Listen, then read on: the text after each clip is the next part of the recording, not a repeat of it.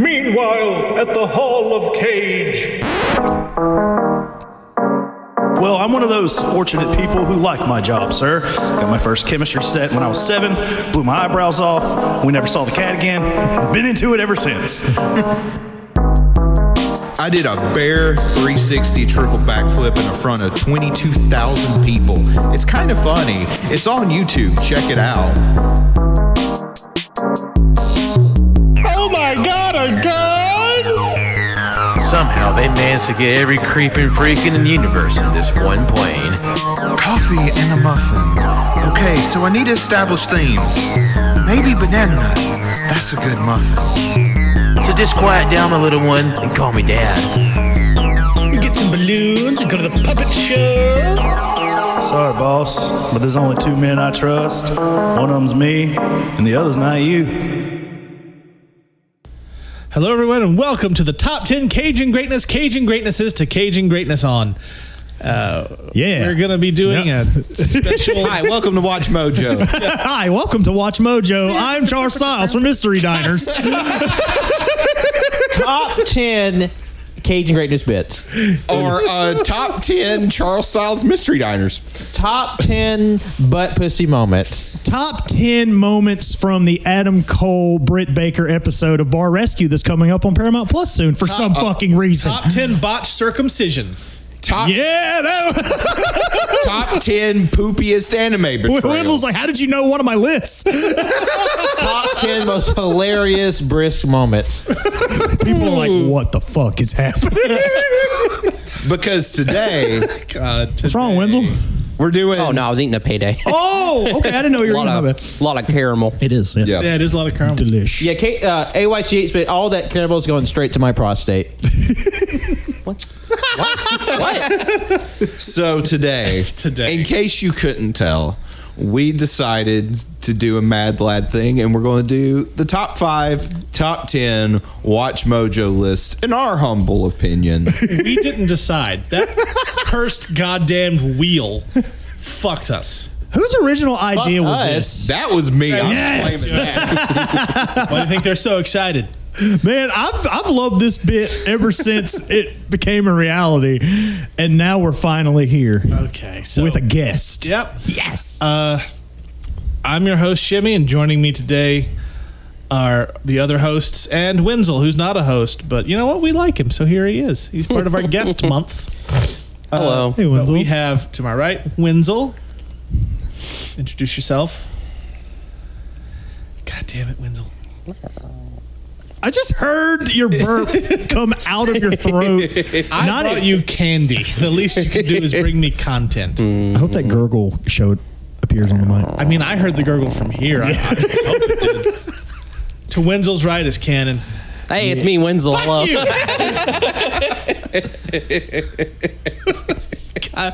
Why did we ask you? To Wenzel's right is Cannon. Hi, and welcome to WatchMojo's Top 10 That Cannon Guy Says Things. I didn't know where I was going with that. I'm sorry. That started real high and then it just crashed spectacularly. I fucked that one all up. I apologize. I'm still reeling over last week, but I survived graduation week. You so did. Oh, cheers, I guess. I survived Free Comic Book Day. We're here. We did it. We saw Doctor Strange. Some of y'all saw Doctor Strange. It was great. Or was it? I liked it. Hey, I was going to say a little mix, but we'll commentate on another day. Yeah. Please. It's because I read... Please. Sorry, I know we still got introductions to do, but I read Cannon's review in the last part of it. No. You see why I clicked the spoiler button, right? Yeah.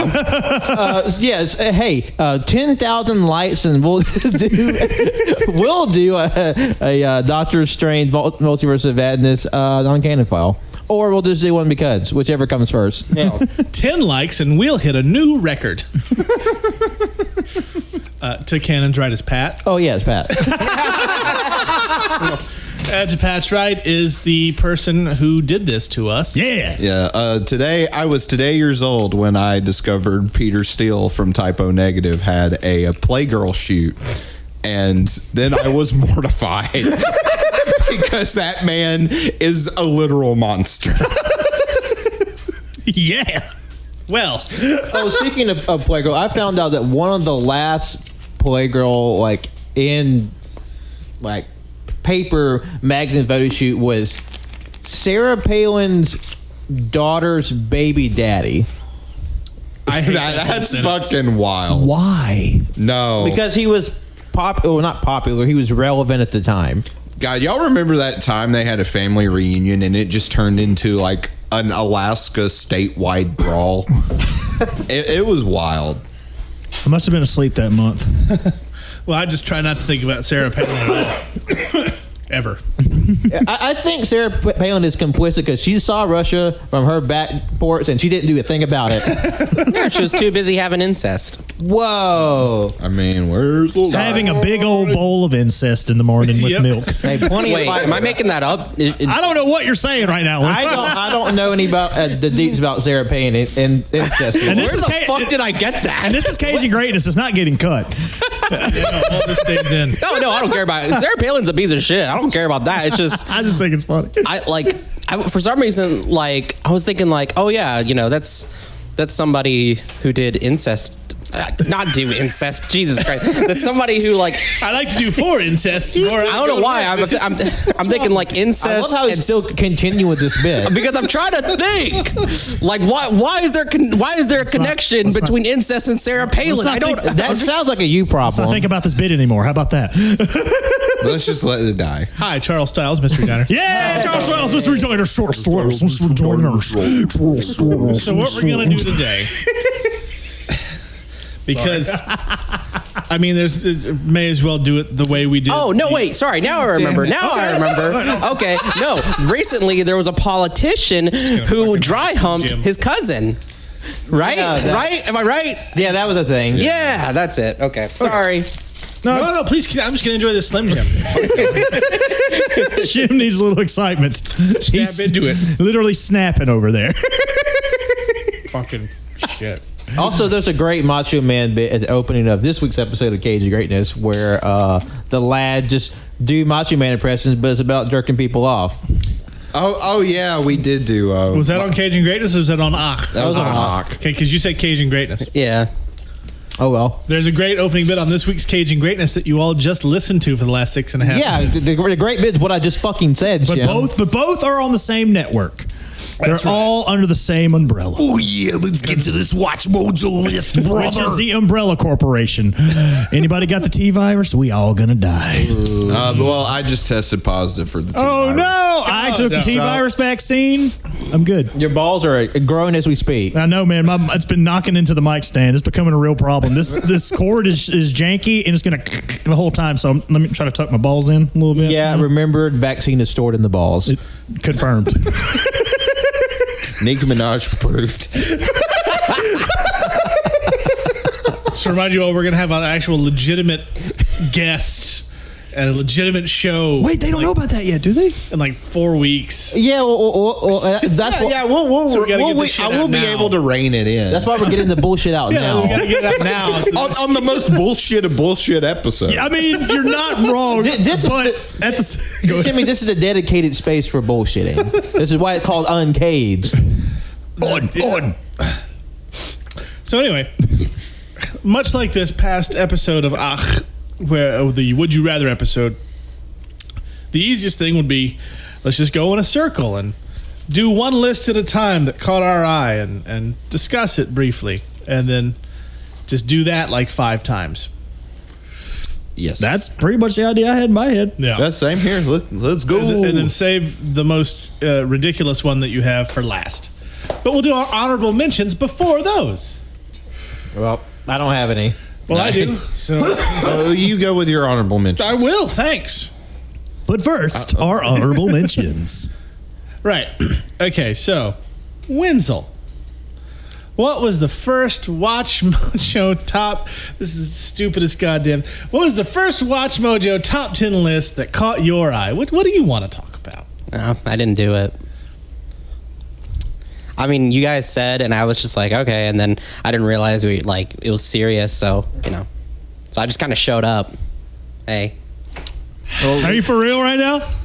Thank you for joining us today. I mean, I'm glad to have you. I don't take any of this serious. What the fuck even is this anymore? You know, I don't know. Cannon? I don't like this. Yes. No, I did it. Wow. Well, because we were upstairs and I was like kind of talking to Wenzel about it upstairs, and he was his answers were kind of short and very curt. I was like, all right, I guess I was just trying to banter. Okay, cool, fuck you, whatever. And then when you said that, I'm like, oh, that make. But No, I was then he trying to- came back around. And So, I'm like, okay. I love like the 4D chess long term bits. We got going on. Because sorry, this is gonna sound psychotic, but it's funny. I promise. That's pretty normal for you. Before coming here, I was like, I don't know why. I was like, it'd be so funny if I just like pretended like like, you know, talked about like like did this and like got everybody kind of like, you know, thinking that I did, and then on the podcast just be like, what the fuck are you guys talking about? We were actually gonna do this, just like, even though everybody's shown me a list, everybody says they have their list right here. I'm just like, I don't know. So what you're telling me is you didn't watch Guarding Tess, because this is the Guarding Tess episode. Yeah, we're talking about Nicolas Cage as a Secret Service agent. Yeah. It was mentioned in Unbearable Weight of Massive Talent. Yeah. So what was You your didn't watch the movie is what you're telling me. What was your star review? Wenzel, did you watch? No, you can't do this to me. You can't do this to me. No, Wenzel. I'm more powerful. I don't. You can't just do this to me. Okay, this is my multiverse of madness. I'm the Sorcerer Supreme. You can't pull a fast one on me. What was your star rating of Guarding Tess? Anyway, my first choice was. If anyone's still listening, I want to thank you for sticking with us so far. 100 final answer.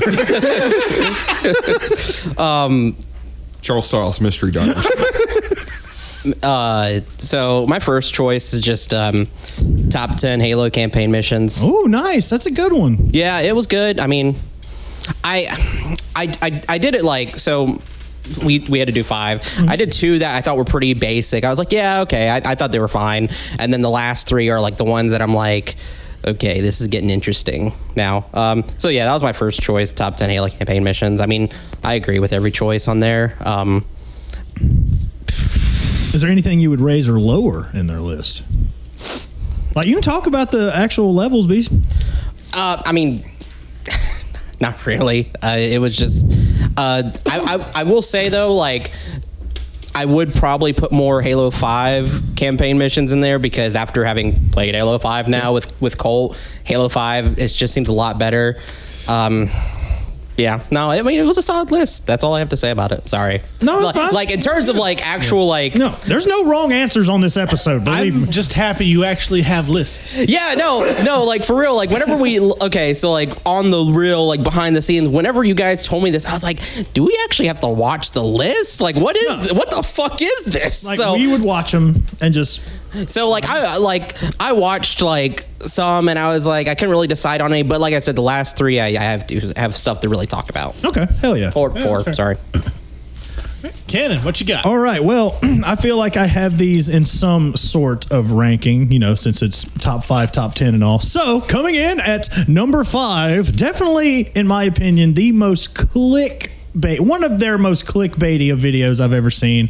And it's kind of on, some of these are kind of touching on the cusp of some episodes we've done. For instance, this is top 10 one-hit wonders you forgot about. Me? I remember all of them. Insinuating that you're just like, in my opinion, like just didn't know about them, or just calling like us stupid. Yeah, they're calling us dumb, aren't they? They're condescending. What the fuck, WatchMojo? How dare you? Like, number 10, she's so high. Great song. Y'all know what that is? You've heard that, right? Yeah. I'm sure. Like 9, Closing Time by Semisonic. I follow that dude on TikTok. He's Yeah. great. I Melt With You by Modern English, number 8. I like that song. It's fine. Hit 'Em Up Style by Blue Cantrell. Sure. I actually don't know Go that back and hit 'em up. I actually remember that I've one. heard that one. I never liked it, but I heard it. You Get What You Give by New Radicals. Marilyn Manson got pissed off about that. It was hilarious. Yes, he did. I mean, that's a good song too. Oh man, and that one song that everyone forgot about, Somebody That I Used to Know by Gautier. Oh Lord. That sounds like a song that I used to know, but I don't. Stay, I Missed You by Lisa Loeb. Yeah, it's Lisa Loeb. Everybody's Lisa Loeb. Bad Day by Daniel Peter. It was the third song I ever learned how to play on piano. It was No on American Idol. Nobody forgot about that shit. Exactly. And No Rain by Blind Melon. Everybody knows that goddamn song. I know, isn't it weird? Wait, what song is that? All I can say is that my life is really plain. No. I mean, I knew like not all of these would be known, more than likely, but it's been in like movies, shows, all kinds of shit. It was a big song in the 90s. There are like two groups of people that watch WatchMojo, and it's people that have never heard those songs because they weren't born old enough, or people like us who fucking remember it. There's no one who forgot that list. But but Gautier was on there. Yes. I don't know. That's Unless there's someone watching WatchMojo who was born after 2012. I mean, Yeah, because like when that song was on the radio, you couldn't fucking escape it. yeah. which obviously that's possible. All right. Now, this is where I'm going to make a little interesting. I want everybody to guess what they think WatchMojo's number one hit wonder that you forgot about, starting with Wenzel. Oh no, you fucker! Oh, it wasn't Blind Rain? No, that was number 2. Oh, wow. Okay. shit. So, I'm going to ask everybody if they can guess the number 1. Panel the room. One hit wonder. You want me to go around the other way? Go around the other way. What do you think it would be? And keep in mind. And keep in mind, I don't know anything else that was else on the list. Yeah. What would be bigger than the brain?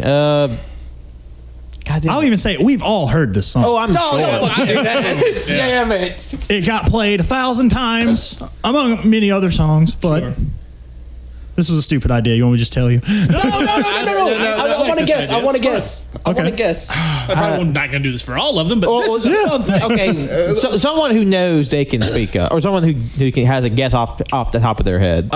Can we limit it to the decade it came out in? 2000s.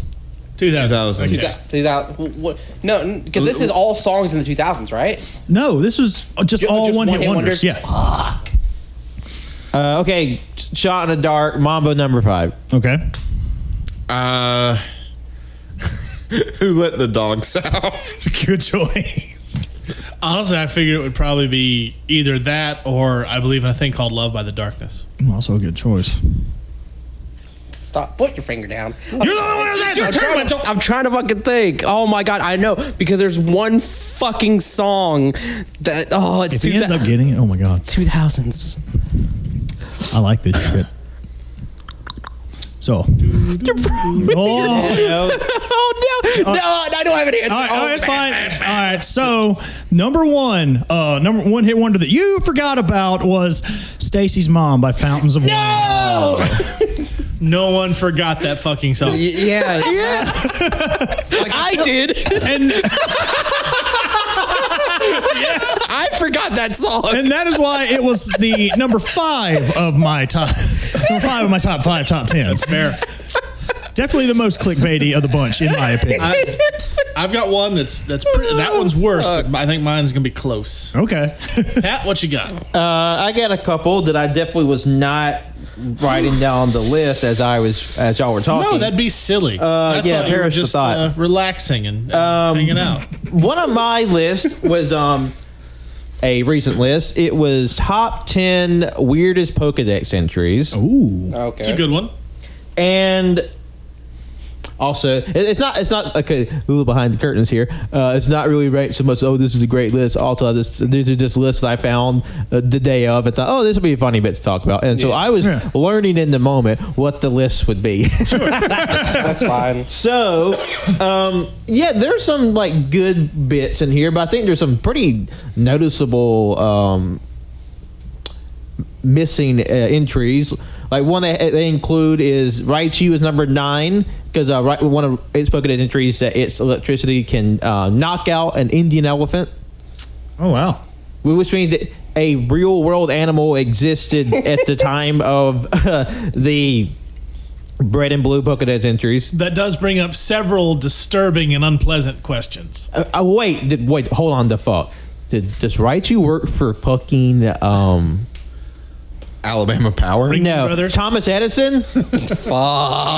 Oh no! Collusions. Oh no! Number 7 was Drampa, which is a Pokemon from Sun and Moon. It looks like a dragon with a beard. It's known for being a very kind, affectionate Pokemon, but if it befriends a child and that child is mistreated, it will destroy the entire village that the assailant was from.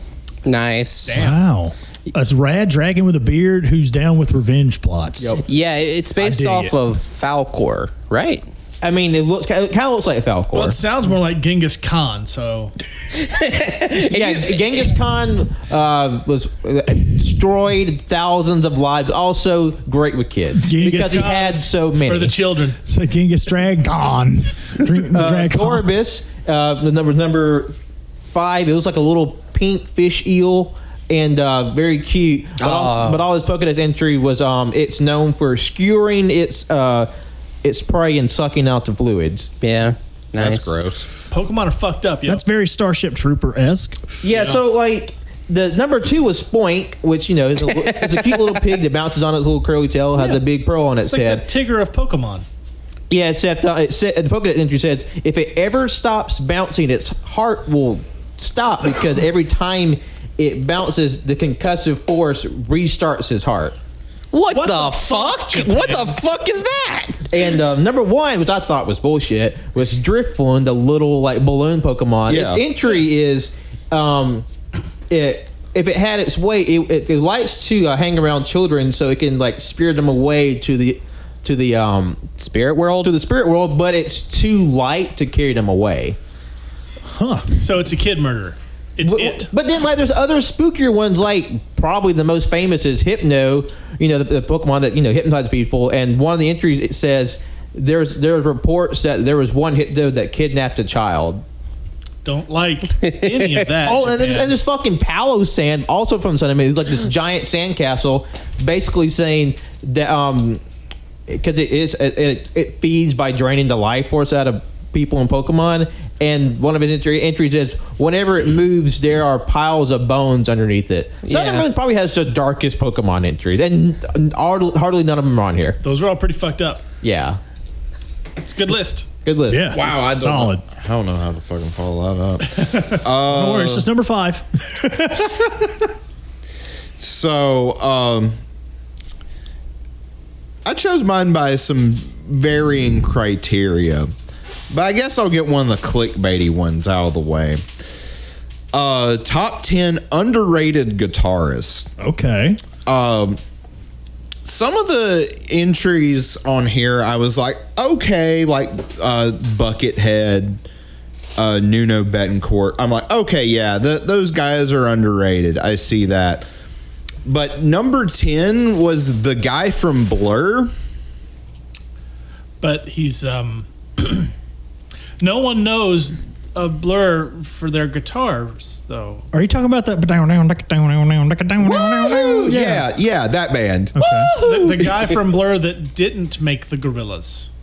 Yeah, essentially. It's like, Wait, somebody from the Gorillaz was from Blur? No, the dude for the lead singer of Blur is responsible for the creation of the Gorillaz.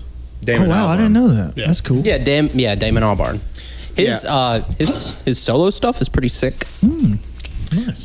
But I'm just like, I mean, I guess he's underrated because I've never heard a conversation of bro, you know who has some sick licks? The guy from Blur. You're talking about. I said that earlier today. So it has half the list are that of pretty well deserving of the list, and some are are these people really underrated? Billy Gibbons from Yeah. ZZ Top. Nope, not underrated. I think he is very much rated. Isn't he on a lot of best of lists? At least that I've seen in my day. Yeah, or this one, I guess, Mark Knopfler from the Dire Straits.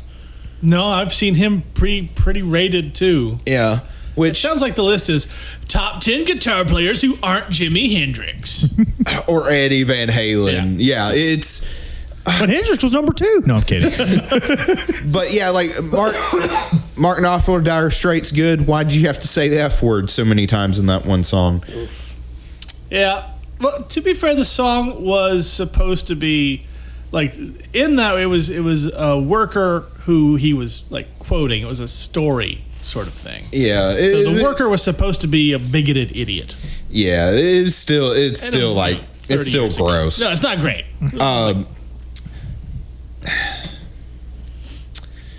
Can you get and they put the person who is number one in the thumbnail and that's what made me click on it because I'm like on brand for them. Was it John Mayer? Please tell me it was John Mayer. No, that'd be hilarious. Do y'all want to take a guess who is number one? Because I was wanting to find like something like metal or guitar related, since that's like one of the things I'm really interested in and actually know a lot about, so I can comment on like, hey, yeah, this is a bullshit list or not. Yeah. Who is the most underrated guitarist according to WatchMojo? I will take a shot in the dark here and say Jim Root. No. Like, think like this person is a mega star. Jerry Reed?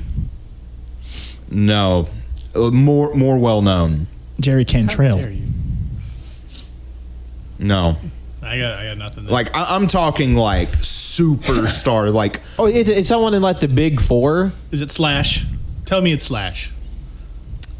Prince. What? No way! I was literally about to say Prince. No fucking way! Yes. What do you mean underrated? Fuck you, WatchMojo. Like, in what fucking universe is Prince? Like, yeah, I know he's more known as a multi-instrumentalist and songwriter and composer. Blah blah blah. Yeah, I get that. But his most well-known song, the reason it is so epic, is because of that fucking guitar solo. That brings me to tears almost every time I hear it. No, this. That's so like the man funny. can fucking shred. Like so stupid. That's so because I was working on something, and I was thinking like is it Prince?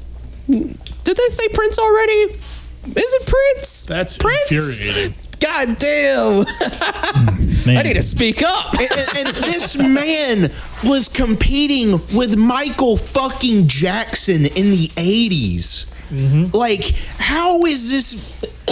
And I know this is what because WatchMojo either has the most normie ass picks, so the obvious choices, or it is just the most clickbaity, trying to manipulate a click out of you, and it sure as fuck manipulate. Because I saw Prince in the thumbnail, and I'm like, they wouldn't. This has to be clickbait. That's just for the click. But no, they were. Have you heard of this little indie guy named Prince? You know he does is all the stuff, right? This little up and coming SoundCloud artist. Like, what the fuck? That's infuriating. Gets the symbol tattooed on his face, right? And plus, the dude like made his guitar part of his show. Like he fucking threw it between his legs and used it like an even more obvious foul symbol. It shot water into the audience. Yes, dear listener, this is what it sounds like when doves cry. And like just like his Super Bowl performance of Purple Rain alone, where it's actually raining and it is fucking beautiful. So yeah, listener, if you've not seen that clip, just look it up. It's fucking rad. And then go look up the story of Kevin Smith talking about working with Prince, because oh my god, Prince was crazy. Yeah, he was an insane person. Was he just like in the film? Because I mean, he was pretty crazy in the movie. Purple Rain, the movie, is wild. Fuck. Okay. Oh, good list. Yeah, hell yeah, solid. So mine was pretty clickbaity. Bakey, bro. Bakey, bro. Because I saw it and I was like, well, I kind of have to know what they think now. It is the top 10 worst singers. Oh. And immediately it's wildly unfair and just to generate clicks, because half of them are goddamn rappers. Oh. So the number 10 is Soulja Boy. Oh. because this was like 6 years ago. They're just capitalizing on the hate. After that was Nicki Minaj, which she's a good rapper. So already they're wrong. Then patron of the show, Fred Durst. I mean, yeah, he's a terrible singer, but like, And then No Ashley- question. Number 7 was Ashley Simpson because of the SNL thing. Yeah. Oh. Number 6 is Pitbull. So fuck you, WatchMojo. I mean, you know who I want to have like fucking like operatic chops, fucking Pitbull. Yeah. You know, it's like he does what he does. It's also kind of weird, like how they're just like, oh, these people who are like terrible singers, and it's all like rappers. Number 5 was Britney Spears. Oh, they can go fuck themselves. Again, this was like 6 years ago. Oof. They can still go fuck themselves. Number 4 was Lil Wayne, who I hate, but again, he's not a singer. He's not a singer. Yeah. 3 was Paris Hilton. Well, those songs weren't that bad. I've heard way worse. And plus, like, she's not a trained singer. Number 2 was Rebecca Black because they just wanted to kick a 13-year-old. when Oh, she was yeah. Yeah, it's like, wow, wait, they get a fucking better meme. And then number 1, anybody want to guess who number 1 was? I just want to throw this out there because I was anticipating When this was- person actually being on the list. Aaron Lewis. When was this list come out? Like 7 years ago. 7 years. I still would have said Aaron Lewis. I made somebody mad at a party because I said Aaron Lewis was a terrible singer. Which, like, the fact that Stain has stands fucks me up because that band sucks shit. I'm going to say just Miranda Cosgrove. Nope. Damn it. God, would it? I had something and I had a. When you person- think of terrible singers who are very well known, a lot of people, and this is the only one I agree with, have one name come up.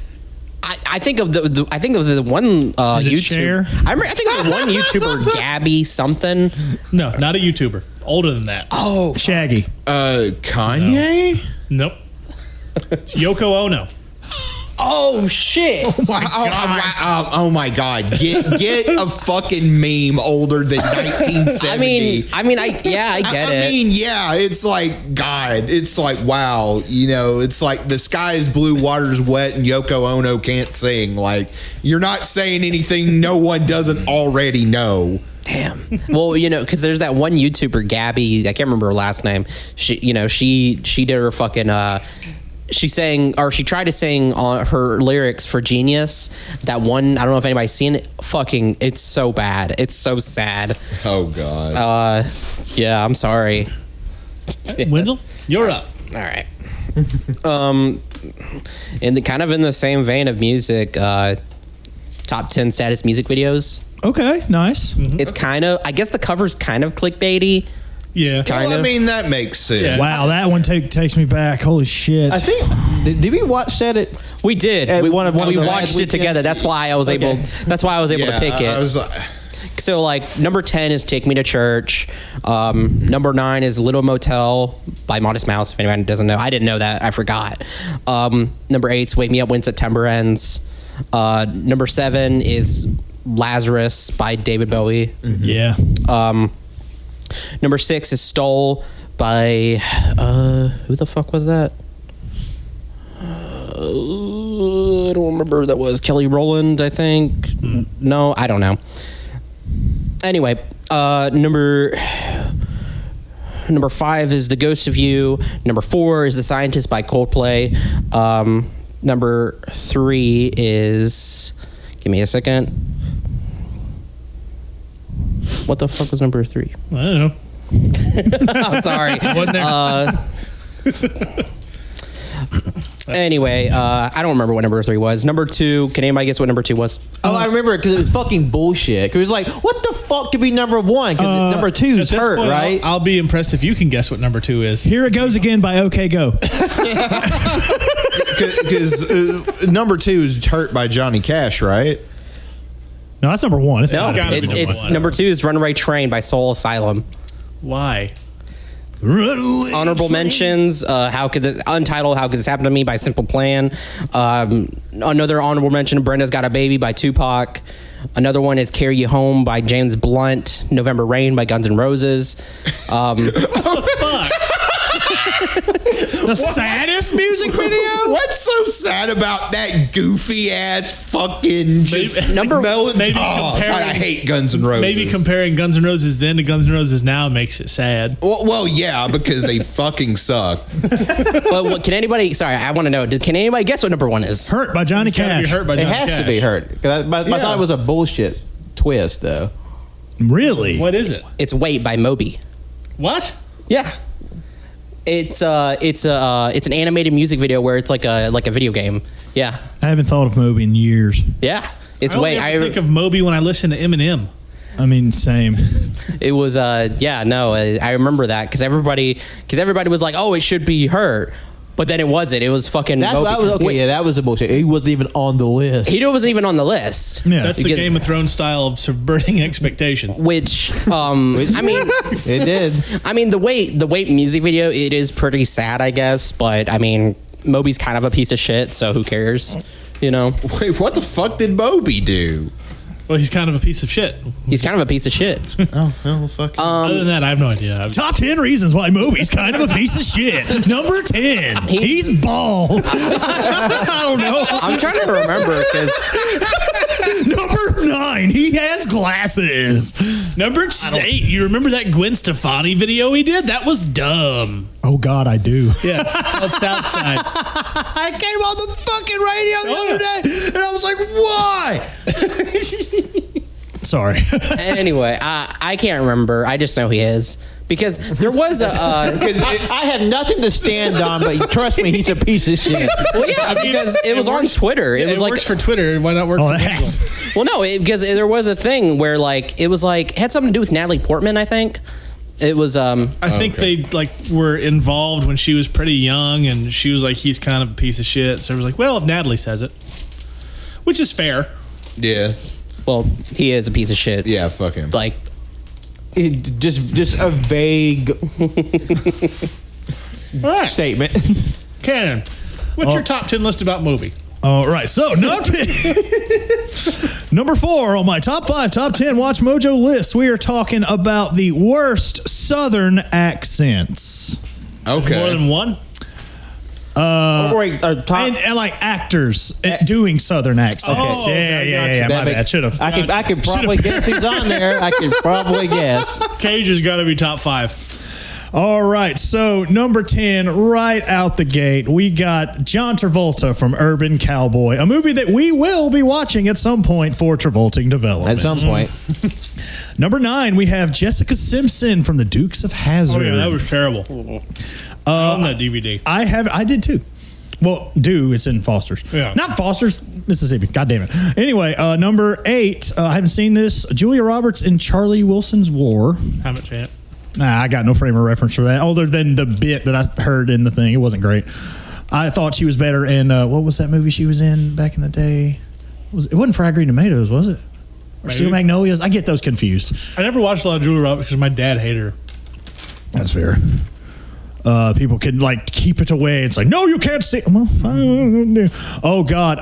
One of my favorite movies, actually, we've talked about it on I believe, but yes, it was a terrible Southern accent. We got Keanu Reeves in The Devil's Advocate. Oh yeah, That was a pretty rough I one. love that movie. Keanu just needs to stop trying accents. Between that and fucking Dracula. Oh, yeah.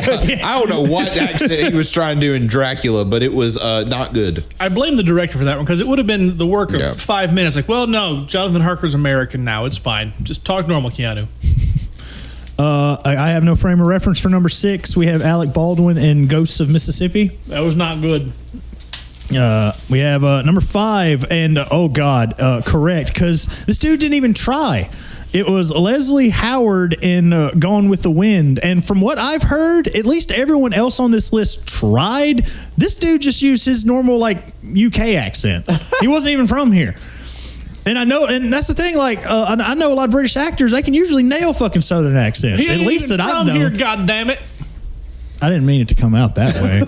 I was just like, he didn't even try, is what I'm saying. No, like, that's fair. And I don't remember the movie at all. It's been ages since I've seen it, but I'm just going by the clip from the WatchMojo. I was like, wow, you really did not do a thing there.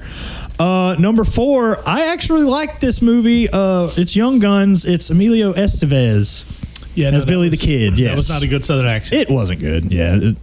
Oh, but even worse, and I do agree here, we have James Vanderbeek in Varsity Blues. I don't want your life. Don't want your life. And also, R.I.P. Paul Walker. His wasn't that great either in that movie. No.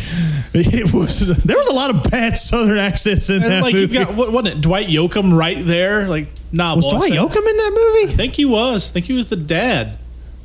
It was. I don't remember. It's been so long. Yeah, accent coach. Never heard of him. Have never seen, and number 2, have never seen Midnight in the Garden of Good and Evil, but apparently Jude Law is bad at the Southern accents. Oh, I've never saw it. Me I've never neither. seen it. Would anyone like to guess what number 1 is? Nicolas Cage. Anyone else? Okay, the guy I was thinking was not on the list, unless he's number 1. What's his name? He was in Tokyo Drift, the main character. Lucas Black. Lucas Black. That's just his real accent. But like the thing is, he's from Alabama, but it sounds so fake. He's from here. Damn. Rest in peace. He's very much alive. He was in Fast 9. I know. Rest in peace. Any other guesses before? I didn't got it. I got nothing. Well, yes, it is Nicolas Cage from Con Air. Oh, nice. Probably my favorite Nicolas Cage movie. I mean, it wasn't the best, but I mean, Hey, you got that. You got Raising Arizona.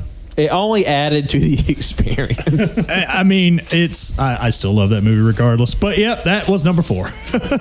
Yeah, it wasn't. I don't think it's as bad as some of these others. Yeah, By the end of Con Air, you get used to it. Yeah, I say like Leslie Howard should have been number 1 on the fact that he just didn't do a Southern accent. Well, fair. But it's Gone with the Wind.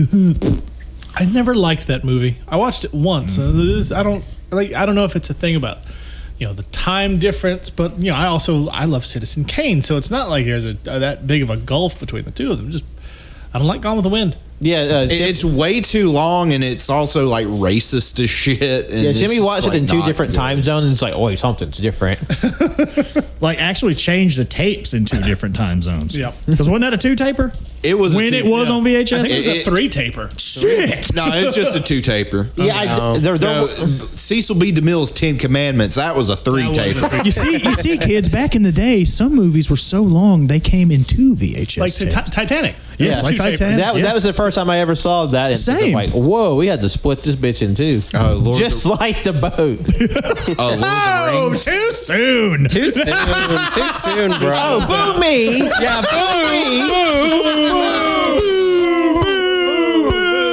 Those people died. I did it. I was the iceberg. Oh my God, the Titanic hit the hardest part of the ring. My dick.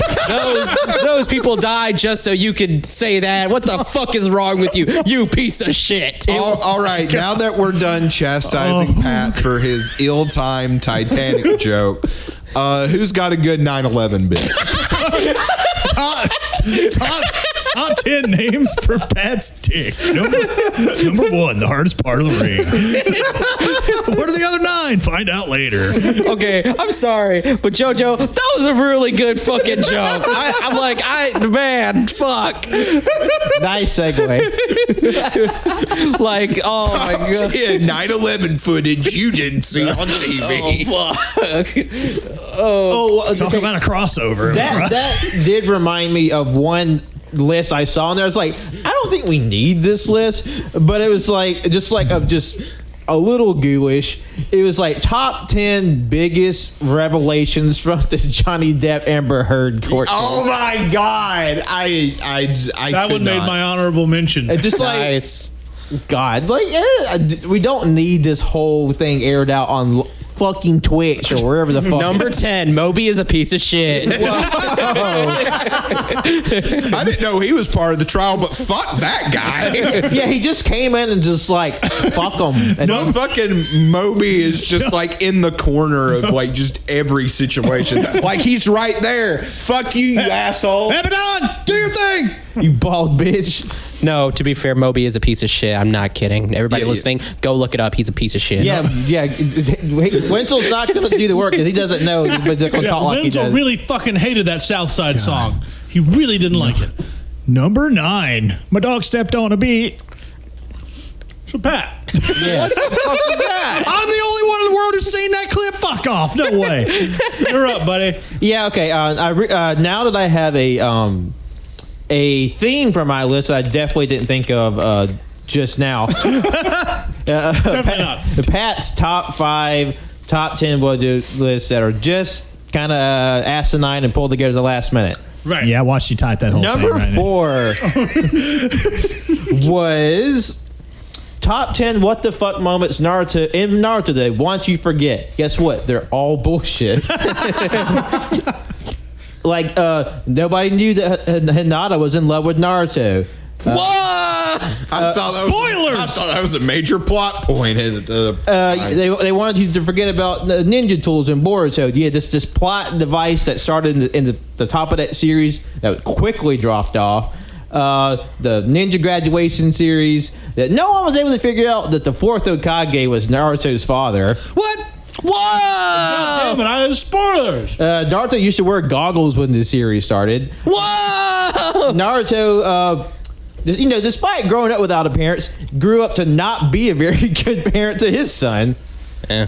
Dick. Naruto got addicted to mushrooms in a filler episode. Gnarly. Naruto knocked out Sasuke, transformed into him using magic so he could try to kiss Sakura, his girl, the girl he was in love with. This is like episode 3 shit. Yeah, shit from the very beginning of this 20-year series. The 3rd Hokage broke his promise to tell Naruto about his dad. Oops, forgot. I mean, he did die like unexpectedly. That kind of happens. And the fact that Naruto never actually got a higher rank in Ninja Society, he was just like, oh yeah, he started it. He kept being a baby bitch level the whole series. Oh, and then he just became leader of the. Wait a minute, this is what the fuck moments? Yeah.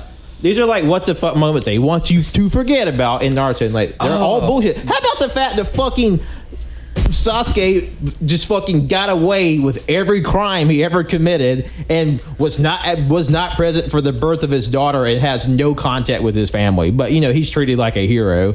Which oh my god, I hate that show so much because that fucking little bitch, because he is just the most whiny, just entitled twat in that entire show. See, the thing is about anime is instead of trying to fix and save every person that comes into your life, cut out toxic people. Yeah, like Naruto should have dropped this bitch from moment go, but did not because he has some like weird attachment issues. I'm like, y'all all need therapy and fuck this show. Yeah, so number 4, my bullshit list I came up with in the moment was bullshit.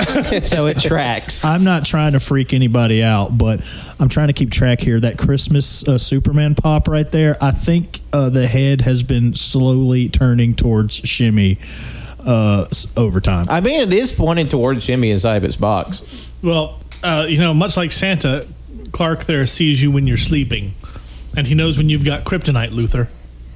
But I mean, like that pop started out facing front. Yeah, probably. It's terrifying. Yeah. Your house is haunted, so.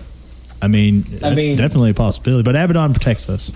It's not haunted. Your landlord would be charging the ghost, too. Oh, fuck. You're not fucking wrong. Surprised he doesn't charge Darwin and Piper. Don't tell him. Everywhere I try to go, I try to summon a demon. I try. I think it'd be a good idea to make those fuckers pay up. They owe rent. All right, now on to something completely different. Top 10 worst fast food items of the century so far. Yes! Oh, I love it. I gotta know. So, there were a few I was like, this was actually a pretty like interesting list. There was a ramen burger where the buns were replaced with chunks of ramen. Who made that? I didn't write like that dried down. ramen? No, it was cooked. It was cooked, but like in the shape of buns. Yes, shape of Don't buns. like that at all. It would be better like if a lot the of ramen work. was like the patty. It would be better if ramen was just made like ramen. That would be. Yeah, But that's boring. But like, and what was cool about this video was seeing like you see like the Sexy Hardee's like commercial of what it's supposed to look like, and then what it looks like in actual reality. It looked like gray matter. Wait, was that viral burger tweet that was going around this past week or so? No, Pat, that was a chop suey burger. You Chop idiot. suey. I couldn't tell. It just looked like wet newspaper. It did. God, that looked. Now that looked like gray matter between two buns. Literal gray matter. Glad I missed out on that one. No, you won't. I'll show it to you. You know, and I think number 10 was the Halloween Whopper that had the black buns? The black buns. And everyone was like, it's turning my shit green. And apparently there was a national uproar over There was. something. I recall that very distinctly. What a ew, gross. Yeah, that looks like stroganoff on a bun. Yeah. That's from. One of fuck. One of my favorite YouTubers did that. I was like, yo, it totally turned my shit Chop green. suey sandwich, Salem, Massachusetts. I don't like any of that.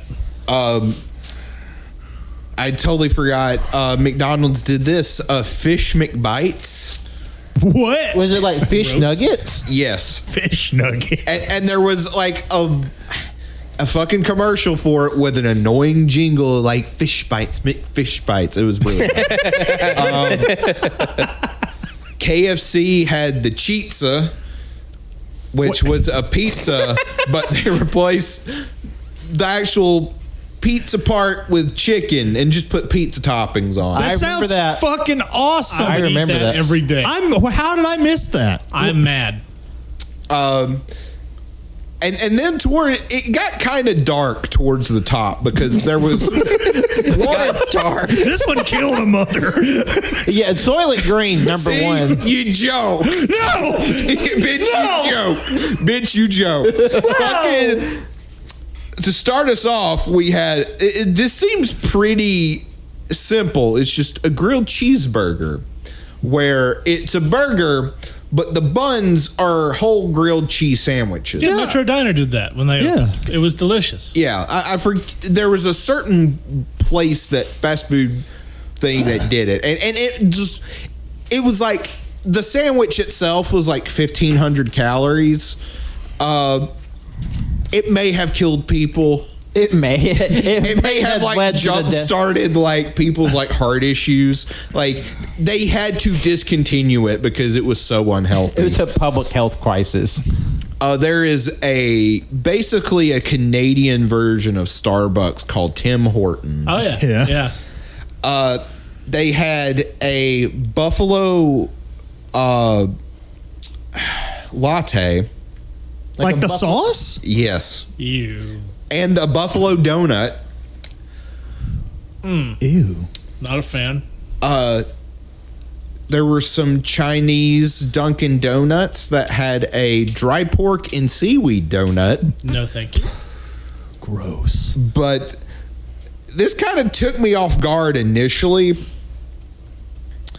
But Long John Silver's just had this thing called the Big Catch Meal. This was number one, and the Big Catch Meal, it looks like the most mundane thing. It's just a large piece of fried fish, I think hush puppy, and like onion rings. Okay. But it was like the grilled cheeseburger killing people because it had like 50 plus grams of trans fats. Oh shit.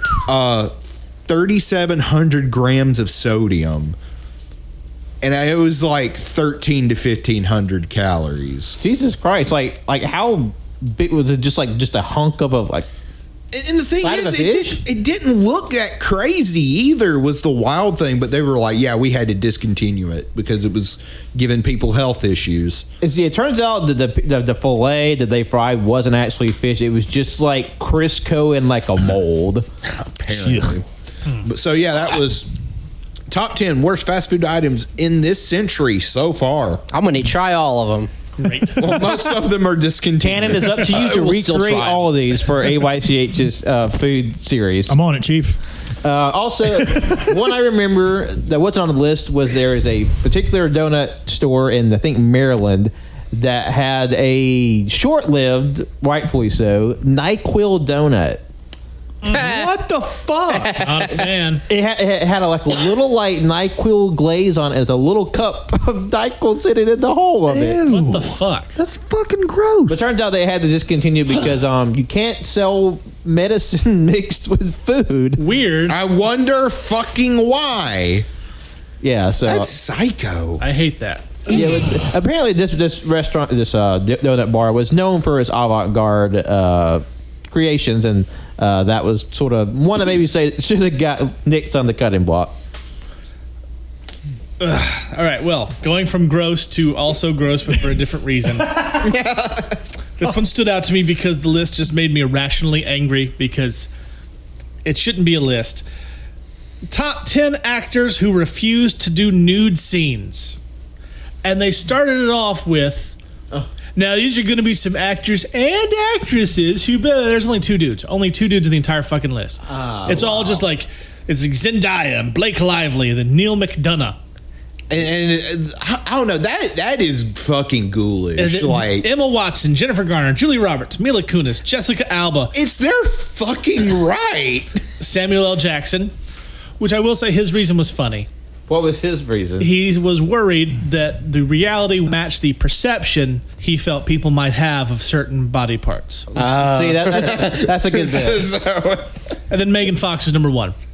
Because I watched like the first 30 seconds, like what sort of list is, this, I hate this. But it That's was like, gross. Actors and actresses, there's just 2 dudes. Just 2 dudes. They probably had to scrape to find like the 2 Ds or like you didn't want to get naked on camera. I did not enjoy that list, and it made me angry, and I wanted to share that anger with you. Yeah, like that is mega fucks. Like, why are we making lists? It's like semi-judge, kind of has a judgy tone to it as well. It's like they have every fucking right to have a no nudity clause in their fucking contract. Like, it wasn't even the contracts; it was they refused on this particular thing. And that's How their dare they? That's their fucking 'Cause, like, prerogative. they made it sure to point out like certain ones who like. Even though like she was naked here, she's not naked there. It seems, that's really shitty and the dude who was doing, the dude who was doing the narration just sounded so fucking. Oh, and of course it would be a dude narrating too. Because I remember Jessica Alba. I remember hearing about her. She did a few nude scenes, and then at a point she was like, "I don't want to do these anymore," and it's just like that's perfectly reasonable. Yeah, like her right. But then I remember hearing people saying like, "Well, you did these nude scenes. Why don't you want to be like you fucking weirdo?" Oh, it's like the whole mentality, like, "Oh, you did it once. Why don't you do it?" Yeah, like you said, it's like slut shaming, or it's like some kind of fucking. I mean, it's a lot of Demented. consent. You can revoke consent anytime when it's their right. It's fucking So, weird. yeah, don't worry, the rest of my lists are much more fun. Well, except that one. All right, That one's all right. No, we're at take 50. a break. Yeah, bring back the tenor when we come back from our jump. Yeah, we'll be right back with the round 3 of top 5, top 10 WatchMojo list. Yeah. Put your finger back.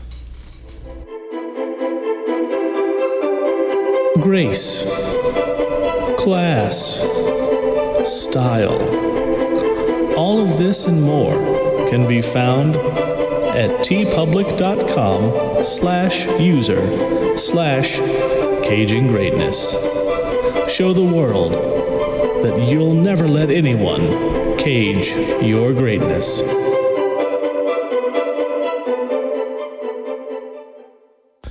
Welcome back to the Caging Greatness Presents Top 5, Top 10 WatchMojo lists. We are on round 3, and it's time for Wenzel to give us his 3rd list. All right. Once he stops playing on his phone. I think his lists are on his phone, right? Aren't your lists on the phone? Yeah. Yeah, They're on the phone. There you go. What do you mean playing with my fucking You look phone? so annoyed that you were interrupted. I think that's just a bit. I was. Just That's why I wish goddamn. this was a video podcast. Watching the TikToks. I don't even go on TikTok. It's too much. It's Watching too- Clip Clops, which is only horse-based fucking much, man. version of TikTok. That's a good bit. That is a good bit. I like that bit. So, Wenzel, what you got? Number 3 is because these I'd watched. They were sequels to other videos. I didn't look at the first. I just wanted to look at these. So just jump in the middle. So this one is another top 10 scariest movie, Aliens. Oh, good. Okay. Yeah, it was a pretty fun list. So number 10 are the aliens from Arrival. Has anybody seen Arrival? Yeah. No. Yeah, that Charlie Sheen movie. Their fucking knees bent backwards. Oh. What? It was a different movie. Yeah, I was about to say that is not Arrival. You mean there's movies that have the same title that aren't the same movie? Number 9 is Signs. Has anybody- yeah. Number 8 is The Fourth Kind. Number 7, which I think it should be put a little bit higher. It's Cloverfield. That's number 7. Well, Yeah. no, you know what? I have to interject briefly because I did a deep dive study of Cloverfield 3 days ago.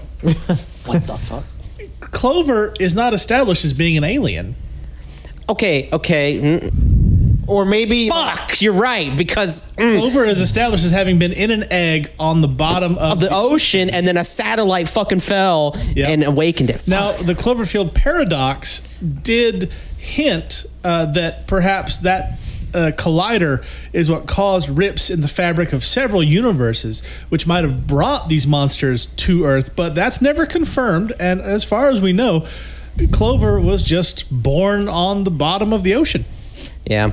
I didn't know that. Here's that Charlie Sheen movie I mentioned. The Arrival. 1997's The Arrival. It had aliens in it, and their knees bent backwards. But Oh it wait. looked Is like that normal the one people. where he has a special needs brother that's also an alien or something?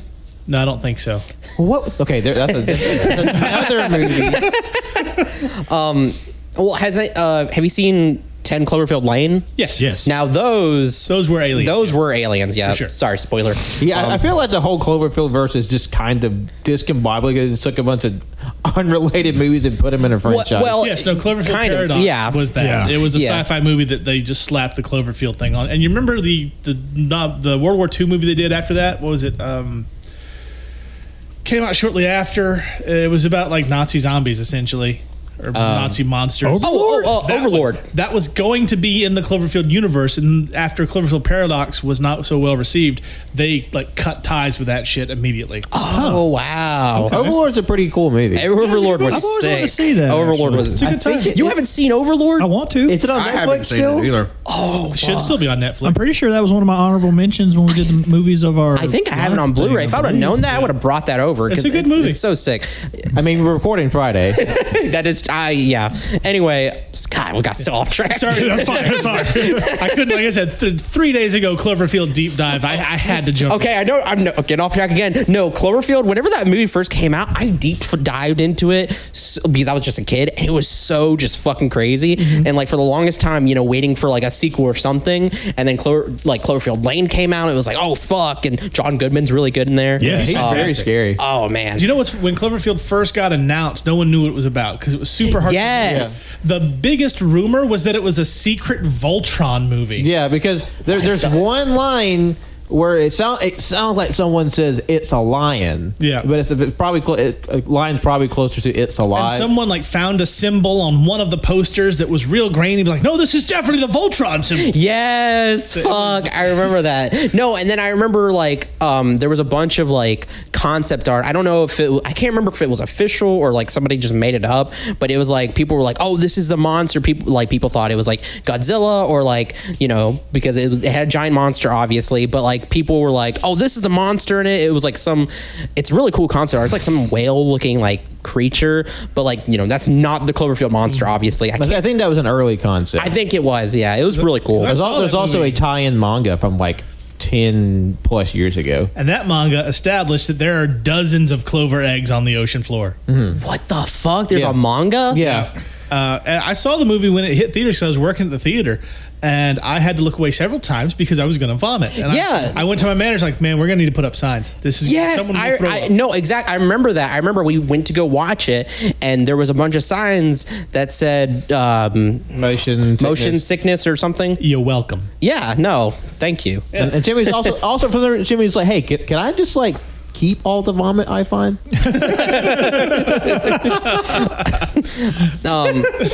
Now, number Puke in this bucket. This Cloverfield popcorn bucket, please.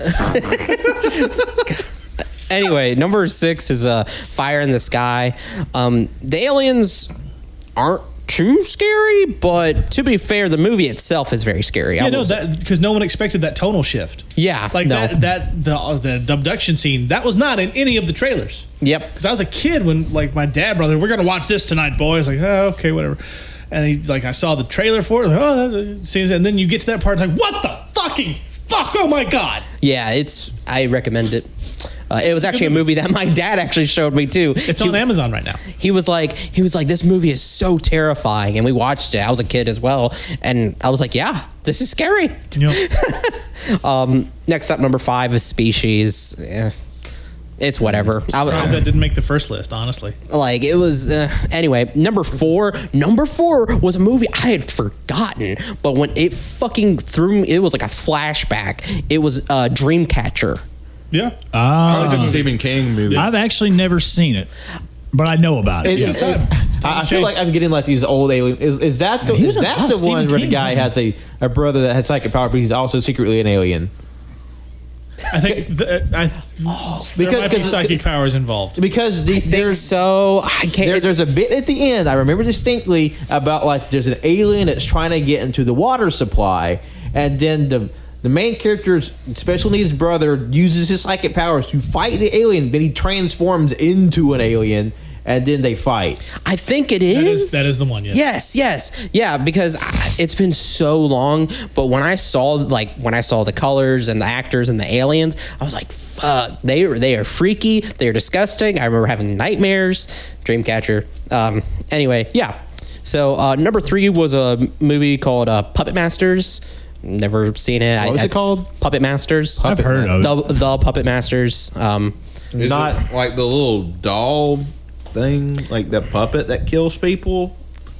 There were puppets that were aliens? I don't know. I mean, there is a very schlocky, like D-grade horror series called Puppet Master. The Puppet Masters. But I don't know if that series goes off the rails. No, the Puppet Master series, like the horror one, those had nothing to do with aliens. Yeah, I remember there was one, and then there's this.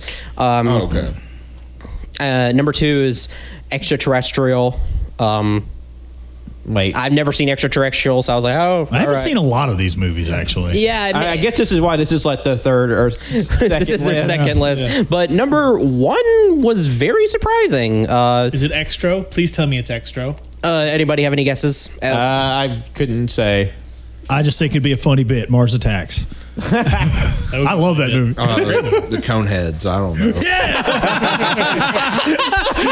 Fuck, JoJo got it. No, it's actually the Gray Aliens from VHS 2. I haven't seen I any of never those saw movies. that. No, I never saw that one. Wait, VHS 2. The sequel to VHS. Yeah, because I've seen all of them but the newest one. I haven't seen the newest one either. I want to watch the newest one. VHS 2, it's, all right. The only one I remember from that one is the one that's in, was it Indonesia or is it the one that takes place at the cult? Yes. Yeah. That one. That one was pretty crazy. That was fucking wild. Yeah. That is the only thing I remember from that movie. Yeah. No, I mean, I remember that, and the alien one was not too bad. I mean, they're gray aliens, so. But yeah, it was an all right list. Yeah. It was a fun one. Yeah. I mean, that's a fun list. Can confirm was fun. Yeah, I enjoyed myself. Cannon, what you got? Well, we're going to keep it in the fun category. And fun fact, whenever this idea first came into fruition, this in reality has been in a folder in my YouTube account since that idea came up. Because this had to have been around the time we were watching all of the Jean-Claude Van Damme movies. I watched quite a few of them. So a particular video came up and I saved it immediately. So number 3, we have top 10 Jean-Claude Van Damme splits. I saw Yes. Now, it's obviously going to be easier for you if you've seen these movies. I know Shimmy's probably going to have an easy time with most of these. He can probably just clock in my memory. And we've seen a lot of these when we had our Jean-Claude Van Damme-a-thon. So Go back and listen to that episode. it was a good time. The one in Time Cop better be number one. That's all I'm saying. Oh man, here we go. Number 10, good one, classic. Not rocking the boat. We got the Low Blow from Bloodsport. Sure. That like inspired Johnny Cage's nut shot and whatnot. Number 9, we didn't watch this one. It's from Cyborg. He is literally splitting above somebody with a sword, ready to just drop on him. Yeah, no, that in scene was mid-split. badass. Oh wow. So like he supported himself by doing a split on like above somebody. Yeah, it's like some sort of like fixture right here. The guy's standing below him, and like Van Damme's doing a split above him, just with a sword ready. Yeah, like poised to strike like a goddamn predator or something. But he's a cyborg. Number 8, we didn't get to watch Kickboxer. No. But number 8, it's the stretch. Some guy that's training him. They have him stretched up and literally pulling his legs this way. Yeah, that scene. Well, like that movie's about a guy who's a kickboxer. Yeah. Who is trying to fight Tong Po, who I can't remember if he killed or just maimed his brother. I think he paralyzed him. He paralyzed his older brother, and so Van Damme goes to train with the guy in Thailand so he can fight Tong Po.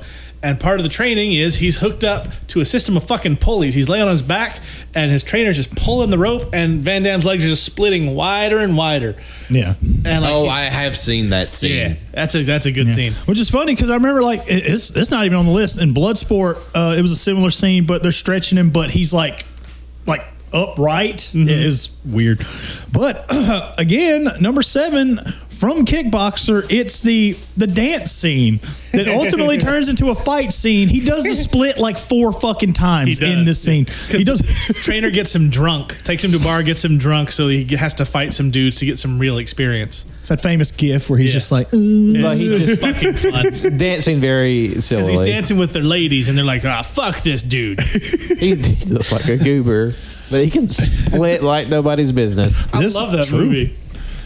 We didn't get to this one either, but it's a movie called Black Eagle. He is doing a split on 2 barrels on a ship, and he's just like throwing knives at a board. That was it. Yeah, Hey it's Jojo, you have a staring problem? I feel it's You have a staring problem? I feel it's a little too high for what that is. You know, some of these are kind of cheap. You know what I mean? Yeah. I mean, it's impressive. You can do. I can't do a split. I can't do a split either. But still, number 5. We didn't get to this one, but The fuck is your problem? No, did nobody just hear that bit? wait, No, like I heard the bit. I just chose to ignore it. I am so confused. No, it was so funny because JoJo was just not even. JoJo wasn't staring at me.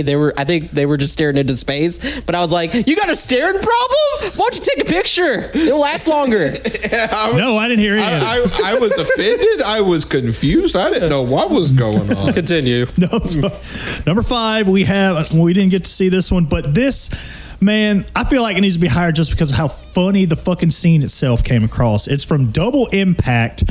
He is like showing off for a bunch of ladies in like an aerobics class, and he says pretty much because of my big legs and my karate, as he kicks in the air, I could do the splits real easily, and he just does the splits right then and there in front of a bunch of chicks. Because he played twins in that movie. Yeah. And that was the sleazy twin. Oh my! It all also- makes sense now. That was also the only Jean-Claude Van Damme movie I can recall that has mini boobs. Hard R, eh? Yeah, hard R. At number 4, The fuck? we didn't get to see this one, but No Retreat, No Surrender. That was all right. He plays a fighter, and he's taunting. Yeah, no shocker. He's taunting someone, and he does the splits on the second rope of the ring. And I'm pretty sure our Rob Van Dam did that himself. Yeah. Also, very good at the splits, Very good at the splits. and looked like the man a little bit in yeah. the face. Yeah, he kind of looks like his long lost brother. Yeah. A little bit puffier now, maybe, but you know. I love you, RVD. Strangely enough, not the only time RVD's going to show up. Tonight. Little puffier. RVD says 420. I just smoked your ass. Number 3. What the? Bloodsport. The split he did in the chairs in his room with his buddy. Yeah. Just that one. That was Again, high for what it is, right? That was like the first major split. Like that was the Yeah. first big Jean-Claude Van Damme movie like that was successful. So that was the first major Van Damme split that anybody saw. Yeah, but and also it was still one of my favorite bromances in cinema. Yeah. We should do it. We should do like a top 5 bromances in cinema episode one day. Fun. That's on mine right now. What was that one with Brandon Lee and Showdown Little Tokyo. Yeah. There's no fucking court in this land that can tell me they're not gay.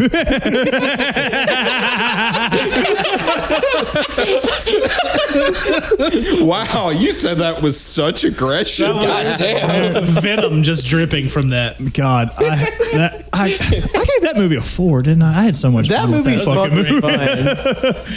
All right, I'm pretty sure I gave this one a 4 too.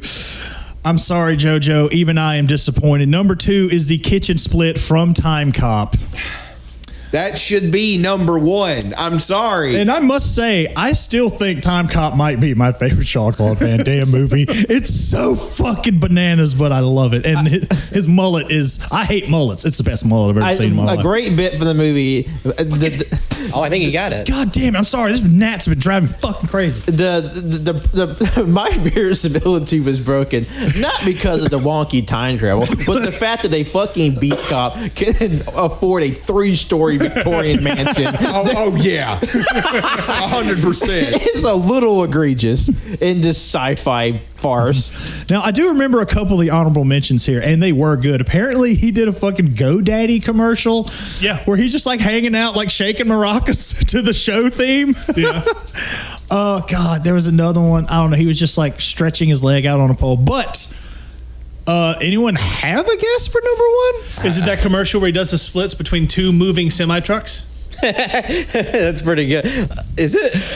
That is the one. Yeah! And I learned apparently not CGI. No, that was real. Look it up. It's impressive. Yeah. 2 semi trucks, and he's standing up. Apparently, they're going in reverse. The trucks are, and I guess they're Volvo trucks because it's their ad. And he's just like standing there. Camera just pans on him. The camera backs up. Big old wide shot, and then the trucks just start to split, and then he's just standing there. And I thought it was fake. It's real. Yeah. I'm like, you know what? Commercial, yeah. Wow. Oh, that makes sense. Yeah. I hope he got. I remember that now. Yeah. I mean, was he at least harnessed or something? Gee, how do you? That is like What are the Tom behind the Cruise scenes? levels of fucking stunt buffoonery. Yeah, Okay. he could have got split in half. You know what? Now we need him to split the universe. Yeah. And that was number 3. JCVD split. Pat, I know you've done so much research on this, and I applaud how hard you've gone for this. So, what is your number 3? Like you've sweat over this. You've just paced back and forth for hours at a time. I sweat, blood, piss, and shit for this list. That definitely wasn't my top 5. Skim from the top Mojo list. Let's say this is number 3. Top Yeah, sure, good enough. top 10 most powerful anime villains. Some I agree with. Some I like. That's a little suspect, and some I never watched this series, so who can say? Triple H is number 1. What Has to be. number 10 is Meruem from Hunter x Hunter. Never watched it. Number 9, Diavolo from JoJo Part 5. King Crimson is stupid. King Crimson A very broken stand where he has the ability to manipulate time, but he like takes a portion of time and erases it, but that portion of time still happened, but you just have no memory of it. Yeah. But So you have like a vague impression of it, but you can't remember it. it's basically like you press the skip button on, you all right? Yeah, no, I just punched the microphone. Accidentally karate chop. We talk about JCVD once, and you're just like, what? Jimmy got a little too excited. So again, spoiler, he basically skips forward in time, but also because he can do that, he has a second stand, which allows him to see the actions that are happening so that whenever he skips, he can like maneuver around what's happening. So basically, like he has a very overpowered ability It's to so be fucking the main dumb. bad guy. Basically, he's the Prince of Persia. But more OP. I would say more OP. At that point in the fucking anime, he's like Jake Gyllenhaal. The most powerful. Fuck. I'm sorry, I have to get this out. Second and Charles has Prince of Persia in the drama section of their movies. It's a Nice. You know what? You know what? I'm going to say this on the show, and I stand by it. I liked that movie. what? As video game movies go, it's not the worst. No, it is solid mid-grade. It's better than Assassin's Creed. I haven't seen Assassin's Assassin's Creed, and I believe it. Yeah. Yeah. Didn't they like fuck that one up anyway? But I do love that was from an era of time where we were still not thinking about, let's cast someone of that at this. Yeah. Oh yeah, I was I like, didn't know that movie came out like what 2010. 10.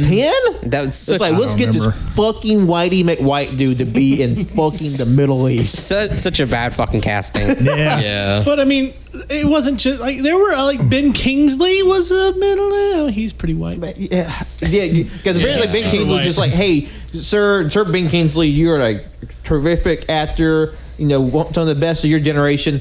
But you're so ambiguously ethnic. We could put you in any movie. But that's just because he played Gandhi that time, so everybody associates him with Gandhi. Yep. It was like 30 years ago. It's fine. Number 8. Number 8. Hao Asakura from Shaman King. He's a guy who can read minds, summon a malevolent spirit of fire that can be summoned instantly just from the very oxygen you breathe, and anybody he kills, their souls are integrated into his spirit, making him even stronger than he already was before. So basically, by the end of the series, he becomes God, and they don't really beat him. They sort of just manage to convince him to not destroy the world just for a little bit. Nice. Huh. And then number 7, we have Sosuke Aizen from Bleach, who probably has the most broken power system in recent anime series. Basically, he's a guy who has a sword that its ability is called perfect hypnosis, that he creates an infallible illusion that even if you know that you're currently in an illusion, you cannot escape it, and then it lasts for eternity. Even if you know how to beat it and know it's fake, you still can't circumvent it. What? What the fuck? Terrifying. And basically, they had to just do plot no jutsu to beat him. Like, it's one of the like the worst examples of just like power creep of a main villain ever. It's basically just like to where each goes like, you know what, your power. No, just no. He just gets the power to just no, and he beats Aizen. That's fucking insane. And, All right. and it's heavily implied that the reason why he was beat at the end of the series is that deep down he always wanted to be defeated or something. It was bullshit. God damn it, Pat. Thank you. Thank you for that explanation. But I hate to bring this. Justin just farted while you were talking. And possibly shit his pants. It sounded so wet. Oh my god. Do we need to take a break so you can check your drawers? I was told at the last All You Can Hear that someone has to take Cody's spot as the farter, and that it should be me. I am doing what this show needs. I swear to God, that Mike better have caught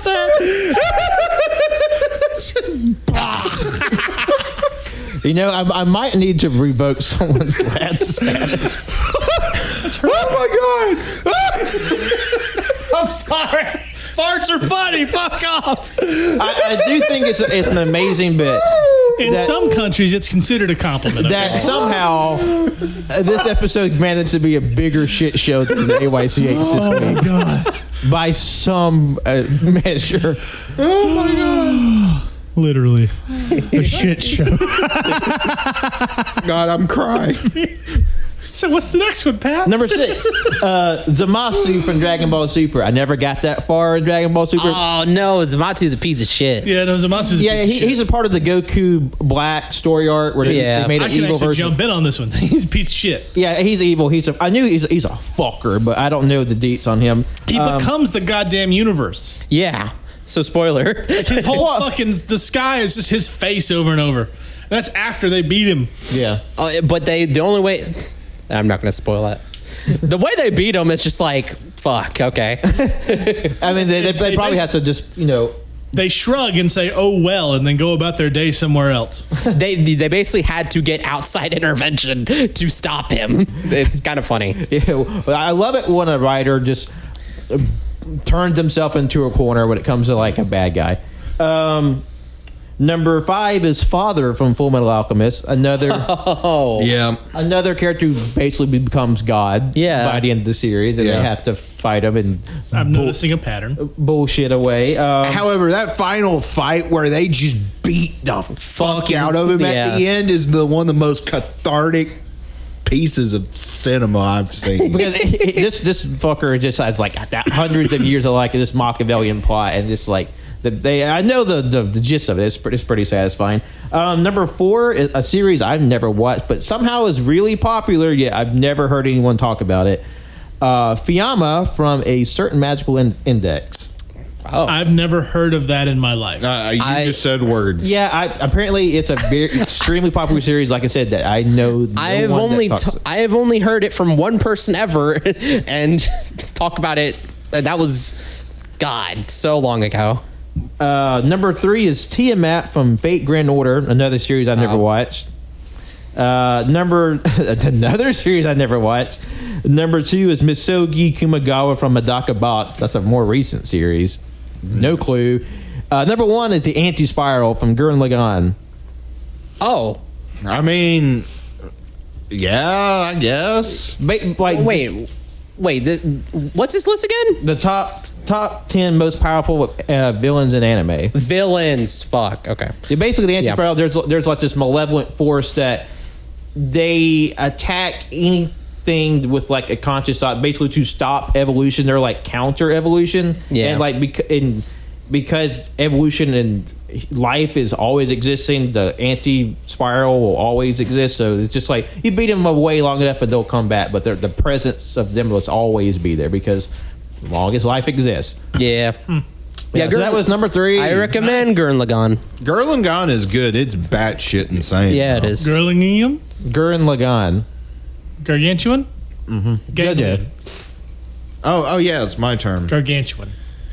Gigantor. Beep boop ba boop beep. So,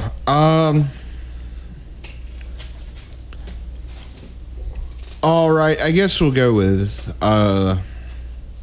this one next. I don't have a lot to say on this one. It's top 10 box office bombs that aged well. Okay. That's one of my honorable mentions. Nice. Nice. So, some of these I'm like, okay, like Labyrinth, Inherent Vice. I think that movie's a little underrated. Some movies I actually want to see, haven't seen, like the 2014 Dread. So good. Yeah, I want to see that too. Harold and Maude. You just fucker. You did it again. God damn it. Man, he is replacing Cody's bit. No, Dread's great. I have that Blu-ray. I do too. I need to see that. Harold and Maude, Blowout, and Brazil. Brazil was number 1. Yeah. However, the sole reason this list makes my top 5, top 10 is the number 7 pick. I thought you were going to be grumpy about that. Box office bombs that aged well. Aged well. Are we disputing the definition of bomb? No, it is a movie that has indeed aged like sour milk. Oh, great! So you're disputing the quality of it. This movie has been maligned on both shows on numerous occasions. I'll give you a hint. It stars Luke Wilson.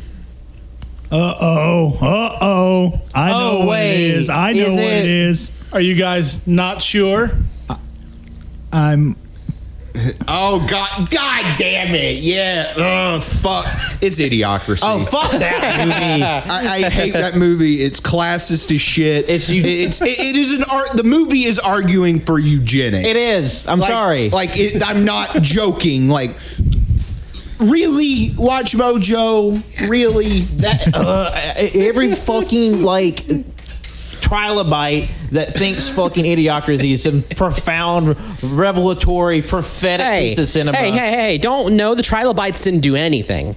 The trilobites did not do anything. They didn't do enough to stop it. Look, if we just edit out everything that isn't Terry Crews, it's a great movie. Yeah, just a super cut, and also the bit of the monster truck with a dong on it. Right. And then, all the Brondo, because it's got what plants crave. And it's got electrolytes. Yeah. that is like a good bit. That is the only good reoccurring bit from that movie. But it's just like literally the movie is arguing for eugenics. That reminds me. There was this one random on my explore page on Instagram where it was like these movies will change your life or whatever, and some of them I was like, oh, okay, these are good movies, but then number 3 and number 2 is fucking Cloud Atlas. Like what the fuck are you talking about? You psycho bitch. Yeah, let's get the movie where they God fuck. What? I'm sorry, Wachowskis, I cannot defend you on that it's just like it's just because Tom Hanks is in it, it's like, oh, changed my life. I do I love the Rick and Morty bit where fucking Jerry's in Cloud Atlas. God damn. And that is funny as shit. It is. But yeah, that's all I have to say about that one. Shim. So I thought it would be fun if I just run down from number 10 to number 1. To number 2. I'll save number 1. And see if you guys can guess what this list is. Oh, okay. Number 10, Suge Knight. Oh, no. You're starting off on the wrong foot. This is a fun list. Number 9, Robert Blake. Number 8, Phil Spector. Oh, these are like celebrities who have killed people. Number 7 is Gucci Mane. Number 6 is Dog the Bounty Hunter.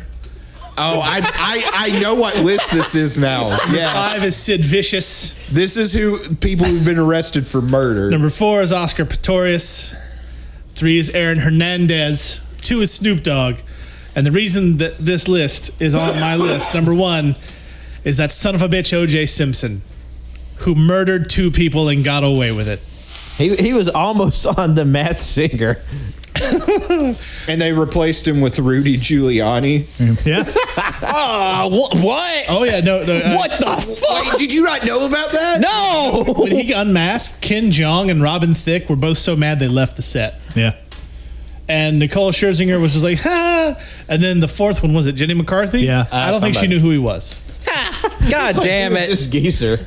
So, yeah, O.J. Simpson killed 2 people. And then got away with it. Wenzel. Top 10 Captain Chimmy's favorite people.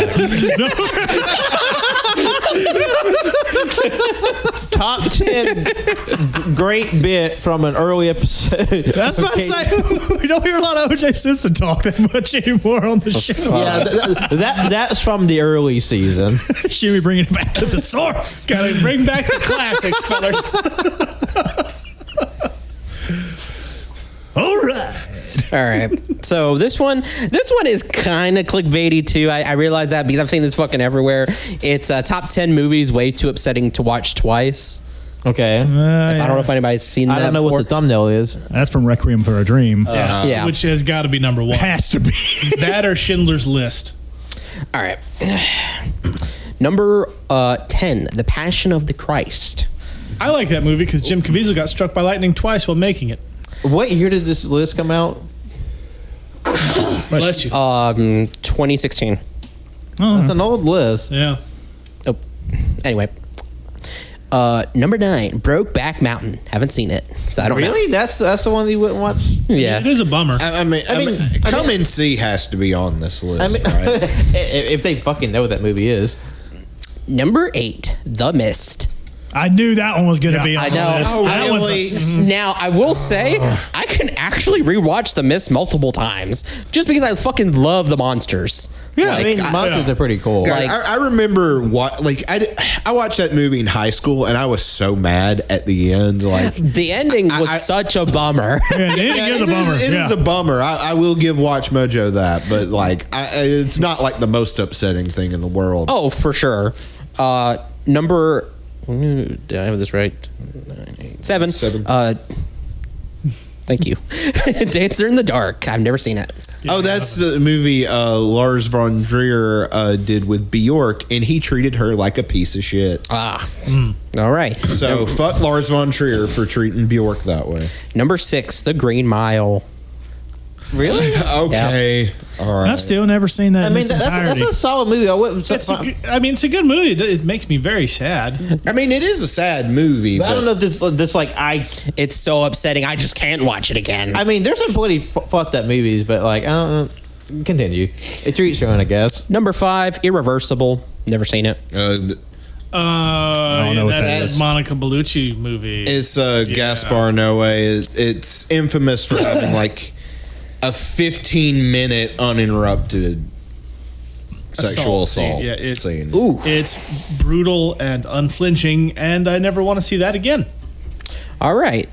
Number 4, Blue Valentine. Never seen it. I've heard that movie is rather rough. That's the Gosling movie, right? I believe so. You know, that one wasn't as bad as that ScarJo and Adam Driver one. Marriage Story? That's the one, yeah. Marriage Story was like way more just nerve fraying to me. Well, than Blue obviously this Valentine. before that came out. So. Yeah. All right. Number 3, Requiem for a Dream. Wow. Okay. Higher on the list. Yeah. Number 2, 12 Years a Slave. Yeah. Okay, I could see that. Yeah. That's fair. 12 Years of Slave was fucking brutal. Yep. All right. I still have yet to see that one. Now let's go into honorable mentions. We got Buried. Oh, that Ryan. Oh God, that movie pissed me off. Ryan Reynolds, yeah. I will watch it again because it made me mad. Another one is Safe from 1995.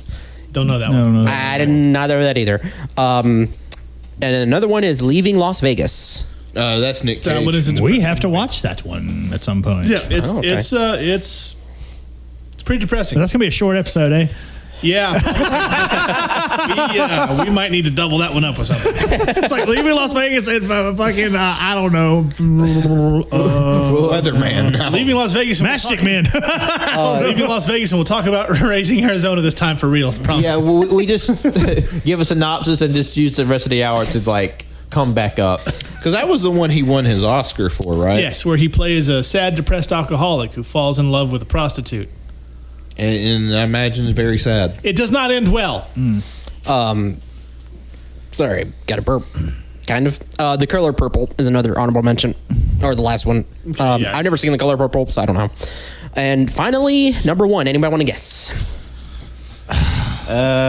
movies you never want to see again. Yeah, just so distressing. You don't want to see twice. A Serbian film. The normie answer would be Schindler's List. Schindler's List, Serbian film. What about you guys?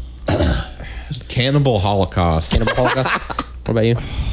Now, I think a Serbian film is on another list because I saw the thumbnail. I've seen that before, and it's like, oh, that's from a Serbian film. Okay. Yeah.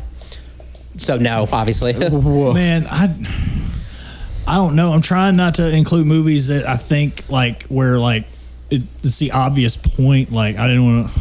Fuck it. I'll take a shot in the dark. Funny Games. Funny game. Oh, Yeah. Actually, Justin got it right.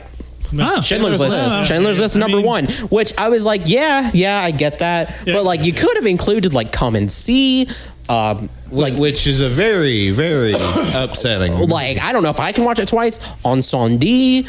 Oh God. Like I don't.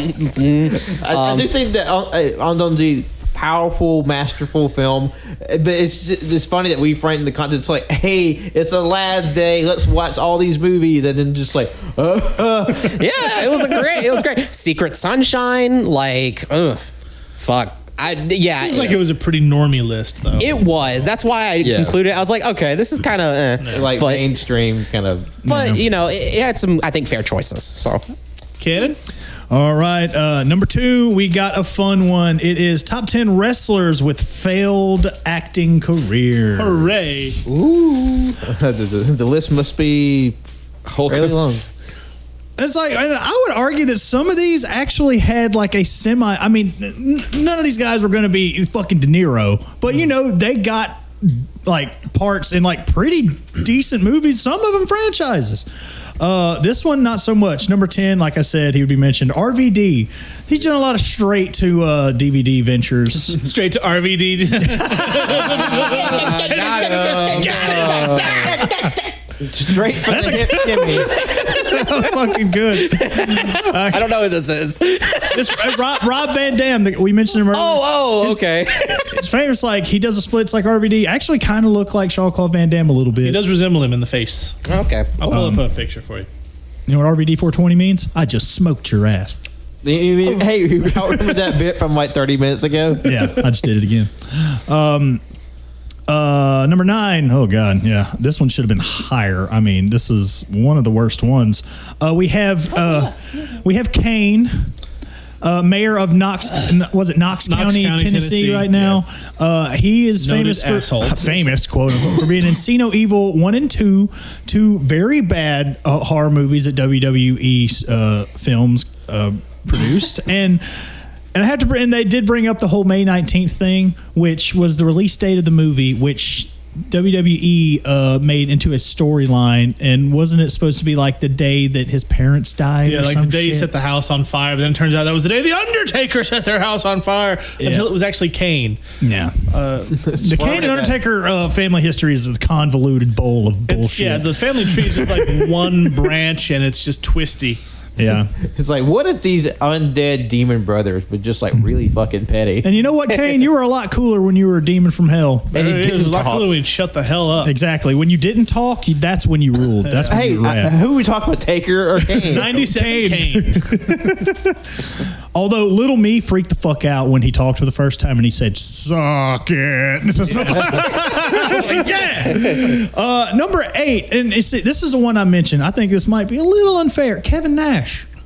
You know, that is unfair. It's like, he's never set out to be a movie star, but he gets parts in movies. Yeah, he was in the Magic Mike. He had a bit in John Wick. Yeah. Punisher. He actually got stabbed on Punisher. He was in one of my favorite guilty pleasures, Grandma's Boy. Longest Yard. Longest Yard. A lot of people on here are in the Longest Yard. Yeah. Spoilers. I feel like that list isn't fair just because like, some of these guys I imagine haven't tried to be movie stars. They're just, hey, I want to be in a movie, sure. They were just like wrestlers who were like happen to be cast in movies. And plus, Kevin Nash, I mean, he likes a good payday, so yeah. No, I believe that they're all, once they do something, they're all under the watchful, judgmental eye of WatchMojo. Yeah, well, I mean, isn't everybody though?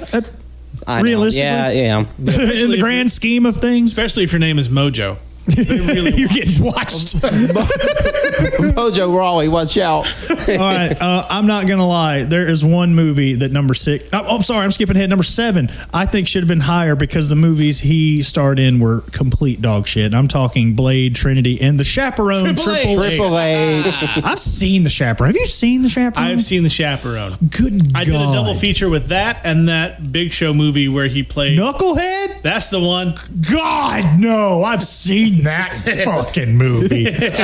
Oh God! Hey, Dickface, have you seen my dog? Have you checked the lobby? Hey, Dickface. That was Triple H. I just think it's, hey, Dickface, have you seen my dog? And then Ryan Reynolds replies, "Have you checked the lobby?" Because he kicked his dogs down. Oh my God! I'm gonna use Triple that H from had a now poodle on. in that movie. That was hilarious. Every time I see my dad, I want to be like, "Hey, Dickface, have you seen my dogs?" It's actually a good line. Too bad it was Triple H who gave it. Number 6, I want to see Pro Wrestlers vs. Zombies, starring Kurt Angle. Yeah. That's not the only thing he's been in. I know, he did Warrior. And Dylan Dog Dead of Night starring Brandon Routh based off the supernatural thriller Italian comic book. He was in that. Didn't you get that? I do own that movie You know now. what? Yes, I I do. like that movie. I've seen it one time. It's been a long time, but I remember it not being bad. No, I enjoyed it. It was fun. Now, this one, even for WatchMojo, this is dodgy because literally, this is, I mean, granted, this man's a piece of shit. However, he's always played himself literally because every part he has played, it is a version of himself. Number 5 is Ric Flair. Yeah, no, that's fair. It's like music videos, animated shorts. You know the animated short where they made fun of the plane ride from hell? Yeah, that bit. Yeah, that was fucked. That's mega not real. fucked. It's not so much acting. It's just like more like Ric Flair as himself. They also counted the episode of Baywatch that had WCW wrestlers on it as an acting venture. Man, they're stretched about as far as they can go. Yeah. Number 4, we have Jesse the Body Ventura. Oh. You know, Predator. I mean, he was good in Predator, Running Man, right? Yeah, he was in Running Man. He's good in that. He played himself in Repossessed, starring Leslie Nielsen. And Linda Blair. Wow. Do you want to know what? I love that movie. I own that DVD. I don't think I know what that is. I love It how was a it's parody of just- The Exorcist, like a parody sequel. Oh, wait, I do know what that is. Holy shit. I love how the With poster Linda Blair. is Yeah. literally just the poster for Naked Gun, but just swap out the badge for a cross. Like, even as a kid, and I still have not seen The Exorcist to this day, but I knew about The Exorcist. And this was on like Comedy Central or something. And I was just like, wait a minute, this is a parody of The Exorcist, but that's the girl from The Exorcist. Yeah. Like, what? Gene Oakland's in it too. Oh, They're doing the God. announcing for Leslie Nielsen versus the demon. Oh, man, that's going on the fucking short list of Cannon's Choice right there. Got the DVD. Number 3, I love the man, but it's fair. Stone Cold Steve Austin. Yeah. Stone Cold is Stone Cold in everything he's in. Yeah. You get what you get. And he's done like 9 straight to DVD movies, which, yeah, I do want to watch all of them. Just because. Cannon prevents the Stone Cold Files. Yep, that's going to be my Jean-Claude Van Damme episode. But mark my words. Number 2, Goldberg. Yeah. Bill Goldberg. Universal Soldier: The Return, Longest Yard, Santa Slay. Santa Slay. Not great movies. Ready to Rumble, his best movie. Fucking put some respect on it. And number 1, would anyone like to fucking guess? Hogan. Gotta be Or Hogan. Warrior. Randy Orton. If it's Roddy, Randy Orton. If it's Roddy Piper, I'm gonna be mad. But it's, Well, Shimmy, I'm sorry, but it's Hulk Hogan.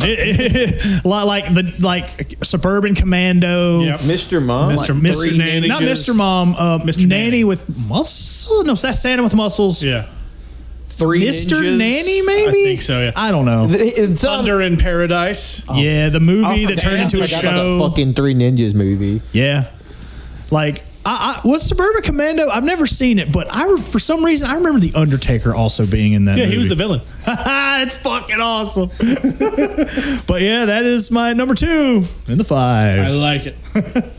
My number 2 is also about wrestling. Yeah. Which was top 10 moments where wrestlers couldn't keep a straight face. Hell yeah. Nice. I love it when people break. It's so good. The gag of the list is basically during the scripted segments and the promo segments of wrestling, mostly WWE, where some bit happened where the wrestler involved just couldn't keep themselves from laughing. An interesting list. Number 10 was the Key of Jericho moment, where back when Jericho and Kevin Owens were being pals, Jericho was kind of like just riffing and making a big bit about talked about a key. I forget exactly, but they end it with "lock it in, man," and he just like holds that note, and Mick Foley in the ring. He's just like very clearly trying to keep from laughing while Jericho's just like holding this long note and just like letting it just the ooh just wash over him. Number 9, Taker's travel problems when JBO references a traveling incident with the Undertaker's, like basically the Taker's RV broke down, AC just crapped out, and so he's just like in this giant man, a little tiny tin box, and he's just sweating to death. And JBL's like, "Hey man, you need a vacation. You need to take a nice little RV trip out." And it's like Taker's always like this very stoic, serious, dead person, and like he starts that veneer starts to crack. It's like, you son of a bitch. I need to look up that clip. I need to see that. Number 8, a giftable moment is CM Punk laughing at Stephanie McMahon, like listing all of Triple H's accolades with all the other former champions in the ring. I remember that. That was fun. Because like it's a very, very like obvious moment where CM Punk saying in the back, and he's just like, "Oh fuck," really just laughing to everybody else, just sort of this very in the moment. He's just like, "Fuck this." Number 7 was the New Day, referencing all of Randy Orton's like many failed tag teams and short-lived tag teams. And they're just going through one after the other, and he's just like, "Fuck yeah, they're right."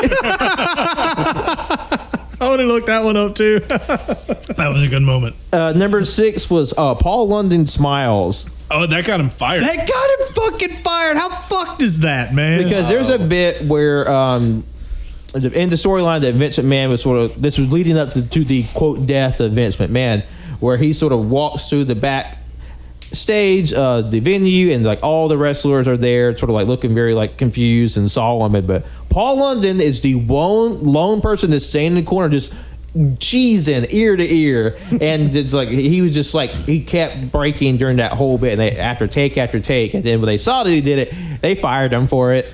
And if I remember correctly, he was doing the famous Pat pose, like. Yep. Yeah, Like- he was. Let's see. Gimmick infringement. Yeah, that's a local bit. Number 5 was Stone Cold smirking, where there's a bit where Mick Foley and Vince McMahon are just like dancing on stage with all these hot women, and then like Stone Cold is like, "Fuck, that's funny." It's like they're just dancing with all these like bikini go-go girls, and like Mick Foley picks up one of the girls, he's like has her on her shoulder, and they all just run away to the back, and he's just like, "What the fuck." Number 4 was Try the Fish, they called it. Basically, it's one like the Raw Talk, like one of the, I don't know, the ancillary shows. They did the drum up the main show where R-Truth and Shayna Baszler are talking for some reason about eating fish and catering and the proper way to use their sauce. And R-Truth is a very madcap, eclectic man. He talked like, "Hey man, you got to try it with like the tartar sauce," and he's like going all expounding upon the glories of tartar sauce, and Shayna Baszler just with this very hard, evil-looking woman. She's like, "What the fuck, dude?" Number 3 was John Cena corpsing to Santino's promo. Oh, that's one of my favorite moments. You see Cena break as soon as Santino says, "I see you, John Cena." Cena's like, "What the fuck?" Number 2, very famous if you watch Macho Mania, was "Send for the Man" moment, where Macho Man actually was just like going crazy and just knocking shit over, running through the entire studio, and of course he's just like hamming up and knocking shit over. People just, oh fuck, he's going crazy, so people are laughing about that. And number 1, which I thought was a little underwhelming, was when Jake the Snake drops the snake on FKA Dean Ambrose, now known as John Moxley, back when he was feuding with the Shield, I guess. So he knocks out Dean Ambrose, and he drops one of his pythons on him, and Dean Ambrose is very clearly just like trying to be like comatose, but like is obviously just relishing the moment of like this legend in wrestling is like, "Oh, he's doing the bit to me." Dean did an interview after Moxley did an interview not long after that. He said he was laughing because the snake shit on him. Gross. Yeah. Wow. So like Jake dropped the thing on him, and it was like, "Oh, Mox is just so happy to have this." No, his snake took a shit on his chest. Cleveland steamer from a snake? Gross. Oh man. More like a Cleveland steamer. Yeah. Good list, though. That is a good list. Good yes. list. Joe. So, I got one funny one before the sad one to end. We should probably take. We should end on this one because we need to take a break shortly. Yeah. Okay. Come back to the sad one. Yeah, I won't be long with this one. It is top 10 worst as seen on TV items. Oh, nice. One was called the instant arm lift, and is basically you tape it to like the back of your shoulder arm area, and you basically just have this tape pull like your fat on your arm up to make it look like you have younger arms. Fuck, I've seen that. Yeah. You're literally just like taping your fat back. Fuck. God, there was this air curler, which was this. You basically hook up your blow dryer to this contraption that you put your hair in, and it's supposed to create a tornado in this cylinder to curl your hair. I remember seeing that. I remember seeing those commercials. Obviously does not work. It was a very bad idea.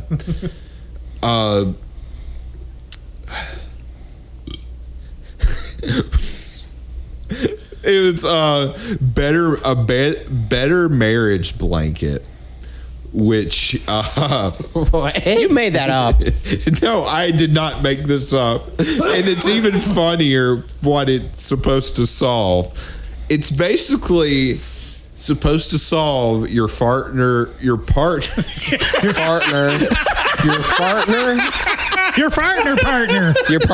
farting.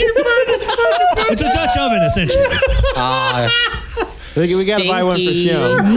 Poopy. Anyway, it's supposed to basically so your partner's farts don't get trapped in the sheets. It has like little air holes that you can push down to push out. What the fuck is that? It's a chimney for your Dutch oven. I thought you were gonna say something like, it's like, oh yeah, this makes sure you're. I don't. And the know. gimmick is like it's supposed to like save your marriage, I guess. What? What? It's called Better Marriage Blanket. I thought it would be like, oh, it makes sure you're both communicating appropriately. Like what? well, like the I didn't whole think like farts would break a marriage. yeah, like the whole conceit. You'd be surprised. It depends on how much you're farting. Like the whole gimmick of the commercial for this thing was like, ladies, are you having a trouble with your fella just farting too much in bed? What about? Wait a minute. Fellas, are you having trouble with your lady shitting the bed? I mean, it was fucking women fart and shit too. Yeah, it's about time we recognize equal rights, equal farts. Equal rights, equal shites. There's this thing called the fat magnet. Oh God. It's like this contraption you're supposed to put on your meat, like if you put like a pot, like a pan of ground beef. Oh, your meat. Okay. Yeah, not like Your dick. not that. I love how JoJo immediately just did a jerk off. Not your. Not that meat. Not that. Our vocabulary is tainted. I don't know if I can continue. But this thing was on Dr. Oz. Like you put. Oh, that bastion. Yeah. Of good information. Because supposedly it's supposed to suck up all the fat that's in the meat that you're cooking. Oh, what the fuck happened does to the that George work? Foreman grill? George Foreman fat sucker. Let's go. Yeah, but all George he Foreman did was just push it around. Okay. All right. It's supposed to make your like meat leaner. Or Yeah. I forgot to write down the name of this item, but it is for the breast endowed peoples. You basically just a pillow to stick between your tits. Okay. So, wait. Is it to separate your tits or make it look like you have bigger tits? No, it's they're doing some like pseudoscience bullshit of like, well, if you put this between your tits, it'll increase your posture or something. I don't know. What? Yeah, it's fucking stupid. Okay. The thing that won was sauna pants, which was basically these pants that you put on that basically just give you swamp ass. I was about to say sauna pants, like space blanket. That sounds fucking awful. Yeah, that's what won. But what the runner-up should have won? It's called the backup, and basically it is a shotgun rack that you stick between your mattress and box spring to where you can have your shotgun holstered and ready to go in case there's an emergency. Obviously. Yep. God. Yeah. No, I'm still. I can't get over the sauna pants. Like, yeah, I want my balls to be 100 degrees Fahrenheit. Thank you. Yeah, apparently it was supposed to be like a weight loss item or something. I know how you can do that and get money. I'll give you an application. It's really hot where I work.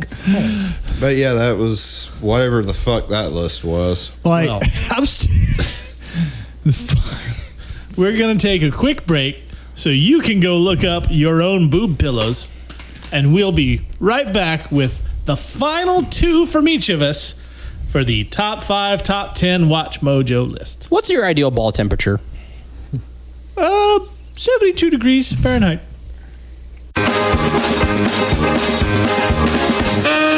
Well, hey there, folks. Do you like mugs, t-shirts, phone cases, stickers, wall art, pillows, all sorts of fun things with fun logos?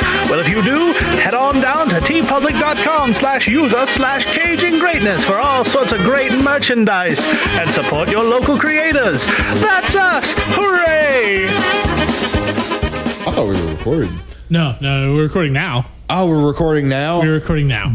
Pee pee poo poo poo poo poo poo pee pee come jizz vagina butt. And that was the list. You think you're so fucking? You think you're so fucking funny for that? Top 10 yeah. You think you're so? Yeah. You think you're so witty? Yeah. I mean, Wenzel, do you not realize that JoJo's wearing a shirt that says "Welcome to Come Zone"? I know. I have since rededicated my life towards just being a living shit post. All right. Welcome back to what I hope will be the final part of this episode. I have 8 more lists. I lied. God damn it. I actually did 10. No, I'm kidding. Oh wait, he said. Oh, he's like top 10, top 5 list, 10 lists, top 20 lists. I thought that's what we all did. And like, I would love to do in the future another top 5, top 10. Yeah, I'm actually having fun. This is a fun episode. This was a lot more fun than I thought it was going to be. I agree. So, for my next list, Yes. I actually found this one interesting and also incorrect in several spots. Oh, okay. So, for my list, I have top 10 cursed movie roles. Cursed movie roles. Now, half of these I'm like, yeah, no, that makes sense. I've heard that. And the other half are like, okay, what are you doing? You're just pulling the shit out of your ass. So number 10 are Bond girls. I think mostly because a lot of them failed to have a career afterwards. I think the only one that probably, maybe like Halle Berry and she was in Casino Royale. Ava Green. Yeah, Ava Green. Yeah, they went on to do other things or had stuff before, so they were fine. But 2 out of 30. Yeah. Number 9 is Anakin Skywalker. Because Jake Lloyd, and because Hayden Christensen has not had a great career. Well, and plus people were mean to them. Yes. Yeah. So it's not their fault, but it's the shitbags. Number 8 is people who have co-starred with Billy Bob Thornton because they keep dying. But when you're in that many movies with that many people who are that much older than you, and you're already like 50-something, 60-something, that's just odds. Yeah, Billy Bob Thornton is the Grim Reaper. Number 7 is Jesus. Yeah. Mostly because Jim Caviezel got struck by lightning twice while making the film. But also Christian Bale was Jesus and William Dafoe. Yes, there were a lot of it's like 3 out of the 48 had a rough time. Number 6 is John Connor, because Edward Furlong and Nick Stahl have both had lots of substance abuse issues. Oh, that's true. Yeah. Number 5 is Snow White, because 2 of the voices had a rough life. I guess I'd skip that one because it was dumb. Number 4 is Oscar winners. Just blanket Oscar winners? Yes. Okay. That's not really a role. Number 3 is Poltergeist characters. Well, that movie was famously known for being a very troubled production. Yes. But like that's one movie. It's just like this movie, it's not like multiple roles. The whole movie is one.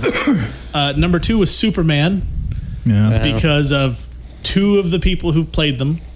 Yeah. Because George Reeves and then Christopher Reeve. Yeah, George Reed killed himself after a long, lengthy substance abuse and a lot of mysterious circumstances, and Christopher Reeve broke his neck. Yeah. And then number 1, which might actually have some substance to it, is Atuk. Now, a lot of people haven't heard of Atuk because they have never managed to get this movie made. This is where it gets creepy. The first person that was going to star as Atuk was Jim Belushi. So John Belushi, not Jim. John Belushi. Then he died. It's like, well, you know what? We'll get John Candy. He died. Last one, Chris Farley. Do you know what happened? Do you know He what happened died. there? I'm very aware. Yeah. Fucking died. And they stopped trying to make the movie. What is the movie? It's like a script that's floating around. I've never seen the script. It's like it's just cause it's just. Well, don't look at it if you're gonna die. No, it's like if you get cast as Atuk. But Wait, Jimmy, what's this letter we just got in the mail from the Hollywood Casting Services? Yay, I just got cast as A-Tuck. My dreams come true. Yeah. Oh, hold on. it's based off the novel called The Incomparable A-Tuck. And they've been trying to make the movie for forever. And it has not gone well. Apparently it's killed 6 actors since the thing was made, or since that video was made. That's right, because Sam Kinison was going to play the lead role, and he died. Because first it was Belushi, then it was Kinison, and that didn't go well. And then John Candy, and that didn't go well. And then Chris Farley, and that didn't go well. Phil Hartman was going to be in it. Oh, fuck. Did not go well. So they're just sort of stopped. You know what? Maybe it's time to put that little story to bed. Yeah, like that was the only one. Like, you know what? That one might just be cursed. So it was a little suspect. I did see a picture online. The script was made in human flesh and written in human blood. Yeah, no, weird, right? It was a weird choice, but it definitely got them noticed by the studios. Chris Farley loved it though, from what we understand. He said it was the funniest shit ever. So yeah, that was the only list of the ones that I did that I actually found halfway interesting. Okay. Even though I already knew about A-Tuck. Yeah. But still, the rest of it was fun. I've never heard of that. Yeah. That's crazy. That's really fucking weird. Oh my God. Yeah, it is. All right, Wenzel, what's your number 2? I mean, it's poop. We know it's poop. But your number 2 list. Well, I think we now, because I only have one more. Yeah. Okay. But the rest of us have one. Then there's one more round. Okay. Wait. Yeah. I got one more. Yeah. Yeah, because I got one more. Yeah. And then I have one more after that. That's usually how No. 2 works. Yeah. So you got one and then another. I don't know why. I have one left. Yeah. No. I don't know why. But didn't Wenzel start? Yeah. So he should. Just Okay. Yeah. No. Yeah. All right. So Wenzel, you should have one left. So this is it. I ended. Yeah. Yeah. I think. You know what? Start over. I have no fucking idea, dude. You should have one left, Wenzel. Okay. One. Well, I'm gonna go into my honorable mentions. It's really quick. Nothing. No, that's fine. Yeah. I think you're now the only ones who have any. There's not number. One of them is another top 10 scariest movie monsters, because when I saw this, I was like, okay, that's fucking stupid. Now, okay. Sorry, give me a second, because the fucking the cover of it is like kind of clickbaity. What's that monster? It's the Crowley monster. I've seen it before. I've never seen the movie, but it's I'll give you Jack Brooks' Monster Slayer. That's the name of the movie. It's a freaky looking monster. I'll give it that. I have that DVD. That was like a direct-to-DVD Walmart bullshit from 2008 or something. Now, the monster design I thought was pretty creepy, but like I don't care about any of the other entries. I just care about number 1 and number 2. Okay. Number 2 was fucking Jaws. Just a shark? Just the shark. Just a shark. It's just a fucking I mean, shark. I get the social impact that Jaws have, but like, okay. But this is the sequel to one video, so I'm like, what? I did this. Fair enough. But number one, I'll give it to them. Not too bad. Is Pinhead from Hellraiser. Yeah, Okay. That's fair. But like, I was like, What happens when BDSM goes wrong? Jaws, and then there's another honorable mention I had. Give me a second. Where the fuck is it? While you're looking, I'll tell mine. Yeah, go ahead. It was the top 10 sexiest video game moms. I didn't watch it. Wait. I saw the thumbnail. It made me angry. I went about my day. That's it. Okay. Some of the horny lists are kind of weird. I remember there was one that we watched. What was it, like top 10 anime girls, or then like top 10 sexiest Pokemon or something? Oh that yeah. sounds about right. Also, just so everyone can enjoy it, this is the cover photo for Jack Brooks' Monster Slayer. Oh my god! I remember that shit. That's a brain blast. Oh fuck. I saw that in the video store. I own that DVD. Nice. But one of my other honorable mentions is top 10 movies that teachers will show you in high school, because I looked at it, I was like, let me tell you, have not seen almost any of these in fucking school. I didn't finish the video, so I don't have 3 or 2 or 1, but I'll just tell you the ones from 10 to 4. So number 10 is Good Will Hunting. Never watched that. Never watched that in school. No. Forrest Gump. No. Never watched that in fucking school. Yeah, we did. Now, this one, number 8, I have seen. It's Hotel Rwanda. No. My history class, we watched it. Now, number 7 is really fucking bizarre because I was like, they would not ever fucking show this. American History X. They would never show that. Like, I was like, what? What school? Where? What school? Anyway, right? I was like, when I saw that, I was like, nobody would ever show this in school. It doesn't make any sense. It made me, I was like, that, okay. Anyway, number 6 is Stand By Me. No. Number 5, Of Mice and Men. No. Nope. No. I know that'd be a story that's taught in class, but like I've never seen that. Well, see, that's the thing. Is like I remember you would read it, but never watched it. That's the only one so far that has any sort of plausibility. I watched that movie when I was a kid, but I was at home, and it fucked me up for a week. And then finally, number 4, again, no, Dead Poet Society. No. I actually saw that in school. Oh, really? I did. Yeah. Yeah. Oh, okay. I mean, especially if you're teaching like transcendentalism, I think was the movement. I mean, it was in high school, but I do think it's funny. There's a lot of people just like, Dead Poet Society has ruined an entire generation of American educators. Okay, but yeah, I was like, that's so like, this is like, it feels like a normie list, but at the same time, it's like, what's fucking schools? Also, I just wanted to say this. I think this may have been. I'm sorry, I'm a little fuzzy on that. The noir episode. Was it when y'all were talking about all the movies y'all watched in school? That was probably last week's episode, the 5th anniversary banter show. All right, I think so. Yeah. Either way, goddamn, all y'all did in school was fucking watch movies. You know what they showed us? The goddamn Kennedy assassination, the real one. Oh, I feel like Back and to the left. But I remember in our socioeconomic class that they would just zoom in on the Kennedy head explosion, just like deeper and deeper, and just like boom, boom, boom, and just like to the point where everybody just like, Jesus Christ, move on. Like, Back fuck. and to the left. We watched a lot of movies, and yeah. I mean, don't get me wrong. We would get that cart with the TV on it every now and then too, but like 9 times out of 10, it was for something class related. Welcome to the Alabama education system. Welcome to Brookwood. Yeah. And that's why I fucking hate Napoleon Dynamite, because that movie, when it released on DVD, got popular in every class that didn't have a fucking exam. We're like, all right, y'all, let's just watch a movie. What do y'all want to watch? Everybody's like, Napoleon Dynamite. Like, fuck. I swear to God, it was like 5 times in a week. Now, I will say for our school, because we got moved into a new high school, so we had like way better like setup. Yeah. All the classes had projectors like built into it and everything, and like connect obviously to your computer stuff. So like with that, everything kind of like changed a little bit. But yeah, it was a lot of movies. Yeah, back in my day, we had to watch movies on transparencies. And the thing is, too, is that like it wasn't like we did it for fun. We would get a worksheet and we'd have to answer the fucking questions, and it would be a grade. Like, that's in fucking insane. And then it would be, and a lot of them incorporated that into our tests. Where was that fucking class when I was in school? And that's shitting. And that's my thing too, is that like you only did bad if you weren't there that day, if you didn't watch the movie. But then you could also just look up the movie.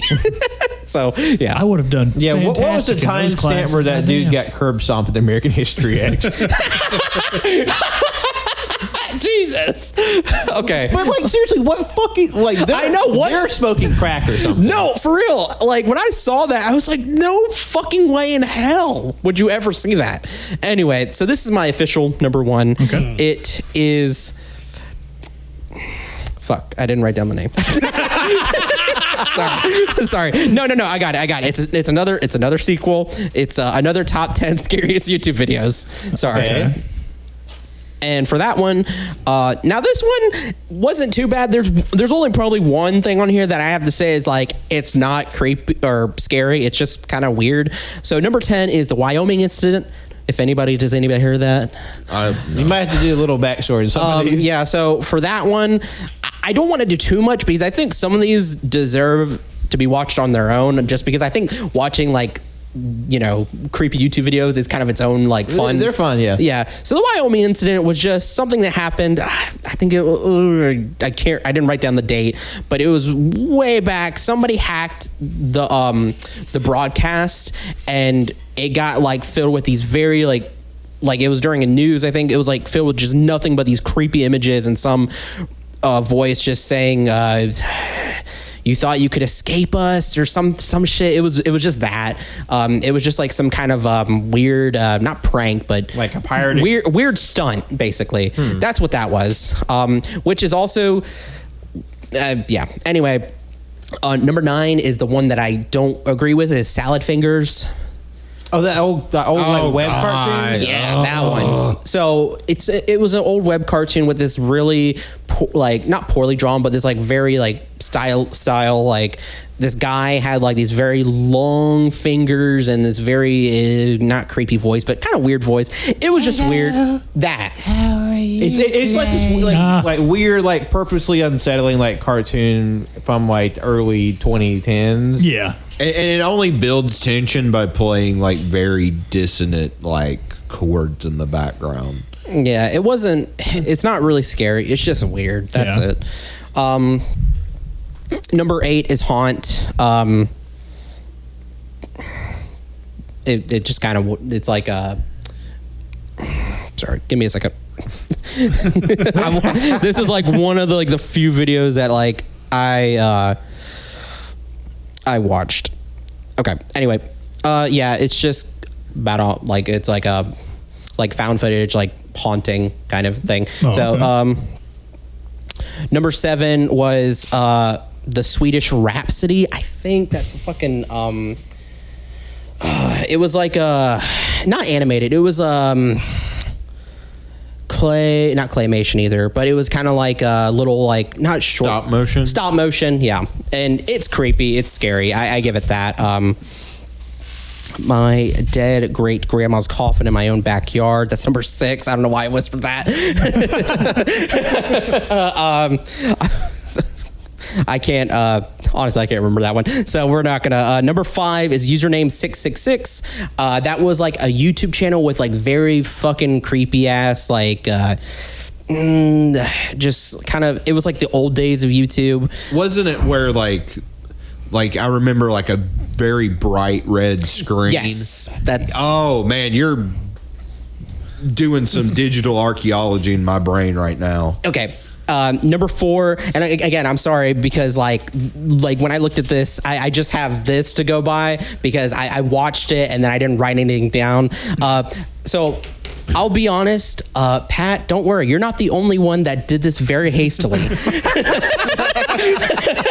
So I'm just gonna I did not my ass no, I didn't take any notes either. So don't worry. Number 4 is the Paris catacombs lost man footage though.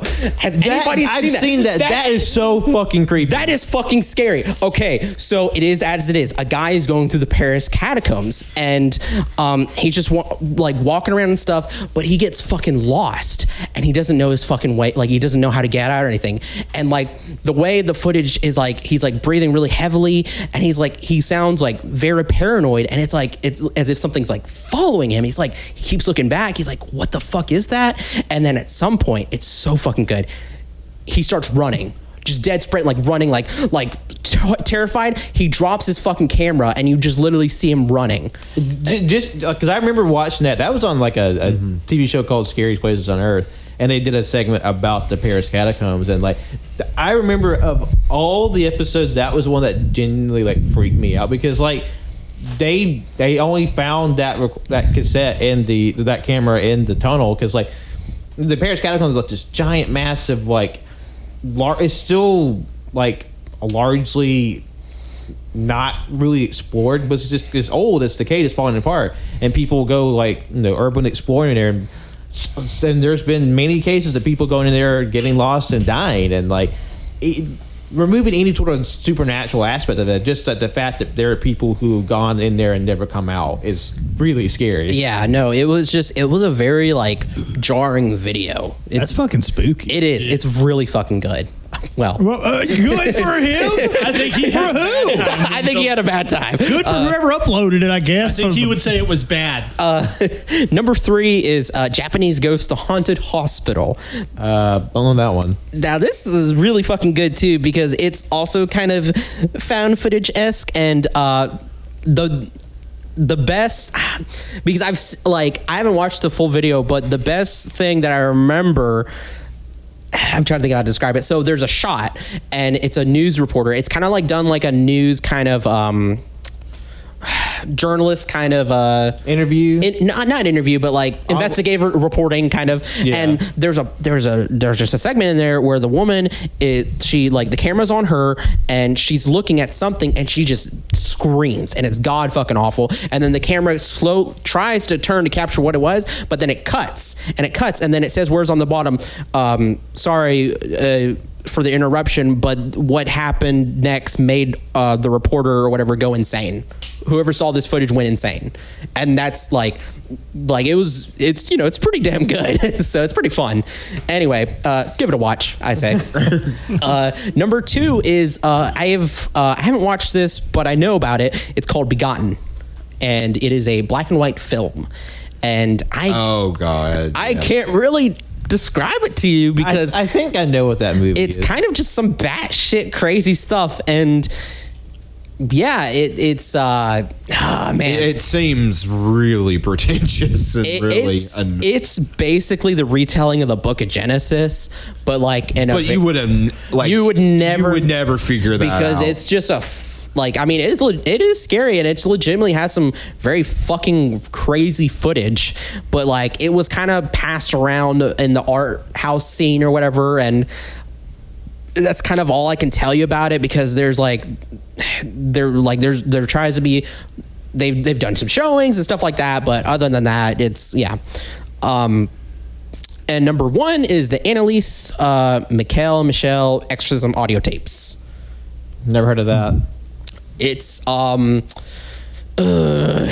pretty brutal just audio of like the exorcism of this girl, and there's even photographs to go with it, which are also very kind of like jarring. It's some creepy shit. I mean, I don't believe in that stuff, but like, I mean, you got me with this. It's pretty creepy. I mean, there's funny stuff that can be creepy without getting into the spooky, like the supernatural part of it. But like, I mean, if it's just like a girl screaming like in an insane or brutal fashion, like that's gonna unnerve anybody. Yeah, and then like there's a lot there's just a lot of I